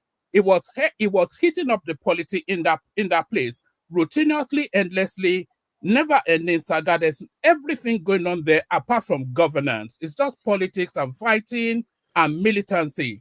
So there was sufficient enough reasons. And then the other thing is they had a closed door session. And then after that closed door session, votes were taken. So usually when they have closed door sessions in any parliament, not just even the Nigerian one, that is to tell you that there's a sensitivity to certain information that's about to be shared that might not necessarily be for public consumption. So off the back of that, they then did a vote, and there was a universality, especially in the House of Reps. You said, oh, they should have done head count. I had one particular guy shouting about to lose his mind. Who's about to lose his mind? One of the guys in the House of Rep, when he was saying his yes, he was screaming like a child who's just. Anyway, carry on. Yes, it was unanimous. But there was near unanimity, especially in the House of Reps. There was no dissenting voice. We all saw the clip, so that is to tell you that, and they needed 2/3, but then they got nearly 90%. So that is to tell you then that on a cross-party basis, everybody in both houses of parliament, they found reasons to let this. Have you seen some of the allegations that money exchange hands? Oh, forget all that. That's nonsense. When is that never not the case? Okay. Anytime things go against you guys, is that not what you roll out? The obedience and the howlers at the moons and all this. Thank you for stopping by. One man. I'll quickly go to Femi. Anyway, let me leave before that guy. Sorry, I'm going to take on your show. And before this one man went to the mortuary leaves. This is one of the reasons why, if I'm going to leave this channel, I'll leave it. When he comes there, he's not a chief. He doesn't have any entitlement to jump on the show and tell anybody now. And when he comes, he's leave. What's the reason for that? Nah, it's been for his 2 minutes. Don't tell me that. Just let me handle this. If people worship him, I don't worship him. It's not worship. Worship who's your man? When it comes, they gave him time to speak. I think for his 2 minutes and he left. So leave him alone. It's not preferential. KJ, you're giving him air. KJ, you're giving him air. Stop. He has gone. He doesn't deserve the air you're giving him. Femi. You don't deserve it at all. Apologies. In 2 minutes, Femi, please chime in on this. And to let you guys know, this particular topic will be the first topic I believe that forefathers would start with. So the conversation will continue. But in 2 minutes, Femi, quickly, please. Apologies, for taking forever to get to you. What do you have to? I'm not going to ask you any questions. What's your opinion on this Wike, Fubara, Rivers suspension? Thank you. Sure. It's apt to always be reminded of Dele Timi's book, Do Not Die in Their Wars. Because if one considers the fact that the same Fubara that one is trying to defend in this situation, and it could have been anybody, don't get me wrong, there's things tied to the monies that have been alleged to have been stolen by Wike, who a lot of people that know him will tell you was practically almost like a tout. Maybe not as much as even the current Senate president, who was a well-known tout back in the days. And someone quickly reminded us that a lot of these people are nobodies originally. Now, to the current situation, see, you can't even trust any Nigerian politician. Today, it's Fubara. Who knows if Fubara had gone to the point where maybe he was able to outmuzzle Wike, and it got to Wike's own position as well. You see, it's always a recurring decimal. It's like the same thing keeps happening over and over again. But generally speaking, it also points to the fact that for those who are okay with the way things are playing out, do not remember there used to be a time when PDP told us that they're going to rule for ever-Seyi. Yeah. So what happened? Perhaps just to summarize in one line, one more thing, is people should always remember that no matter what we do in life, nothing stays forever. And history would remind us of who supported rubbish, because this is absolutely rubbish, and who stood on the right side of history. Thank you, Femi, for that. Father Augustine, good to have you. It's been a minute. Nice to see you after a long while. I'll let you in 2 minutes quickly chime in on this, and we can end the show and start the next one. Yeah. Thank you very much. I'm so glad. I was enjoying the show till the paid jobber came in. And I'm not going to give anybody credit, but the only thing is, I love what Femi said. This internet will keep reminding us, because if you support stupidity today, when stupidity will repeat itself the other side of the way, and you open up to talk, people will remind you one thing. A nation, and anyone in the country, if you're in Nigeria, whatever side you support, I won't blame you. But if you're outside Nigeria, you are where things are working, and you are supporting injustice. I see you as the greatest fool, because you can't be in a country where nothing works, where just go and listen to everything Wike said before the judgment. You will see that he wrote that judgment and gave to the lawyers, and you call it a Supreme Court. You just go and listen to Wike before the judgment. You will see that he wrote. These guys are just messing up with a country like that. You are stealing the nation's wealth. I mean, look at the fight the president is engaging. You're supporting somebody to be a godfather, and you are pinning down everything. And you're telling me to thought, and you're telling me the majority shouted, they went to a closed down meeting. Do you know the meaning of legislation? You are representatives. And if the nation says to thought, you should do a head count. Why do you call a head count? So that you know who is supporting who. So that you can bring them. Recalling is not just, during election is also a recall. So when you see that your own person, like the guy from Abia State, tell me if you do just election, why he will not win election again? Right. All right. The people that worked out, are they not human beings? Look at Natasha. Do the right thing. You won't do the right thing, and you're here saying about, I mean, it's painful. Whoever that is in Nigeria, you have a just opinion. If you are for Wike, if you are for Fubara, if you're in Nigeria, I will never talk about it. But if you are outside Nigeria, where you are enjoying... Oh, thank you, my brother. If you just, I mean, finish that sentence, I won't stop. Yeah, if you're outside Nigeria, where you are enjoying what look like sanity, and you are there throwing, because you are sending $1 to your family, you're not ashamed that your adult siblings, you're feeding them. You're not ashamed of that. I'm ashamed that my adult siblings will depend on me for them to eat. And you're here supporting rubbish. Thank you for your contribution. On this note, I would like to thank everyone that's joined. Thank you for keeping my company. It's been a wonderful conversation. It got heated at the end of it, which is, inevitable. But it's politics. It would get heated. Emotions are high, and I have no problems with people showing their emotions. It's one of the ways they try to gaslight us. So if the emotions, please display them. I'd like to thank our super chatters, those who supported the channel with donations, financial donations. George Blueshell, Igbo Basics, Tima Jack, Alexander Gomez, and Tope, our own dear Tope, saying our authentic Shoshu, our authentic Omoluabi Omoalare. Well done to you, my sister. Thank you for supporting us always. And as always, I am going to count the money that we made today because I don't want Dr. Damages to come back and find out that money is missing. So let's count the money together, if you will. 1,911,844,833 naira and 46. I'll take that again. 1,911,844,000,000. 1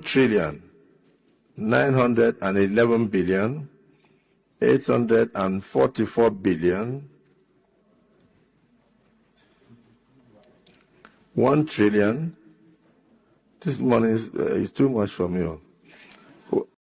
All right, so the money is too much for Senator. Use the Edo governor is the best one.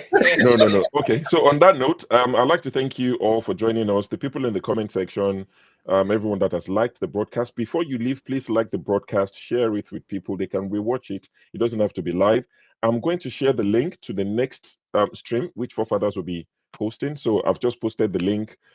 Please, join Forefathers, support the show, like it, share it, and all of that. Sam, thank you. Uzo, thank you. Uncle Ike, Father Augustine, of course, my guy, KJ, got heated up. One man, thank you for stopping by. I have no issues listening to people. So we'll see you for June now. We'll see you in June. I'll be June or July. It's July. No, now my head, I don't wait to Atlanta. No, we go see. They see you. All right. On that note, thank you, everyone. Have a lovely evening, and I'll see you on the other stream. All right.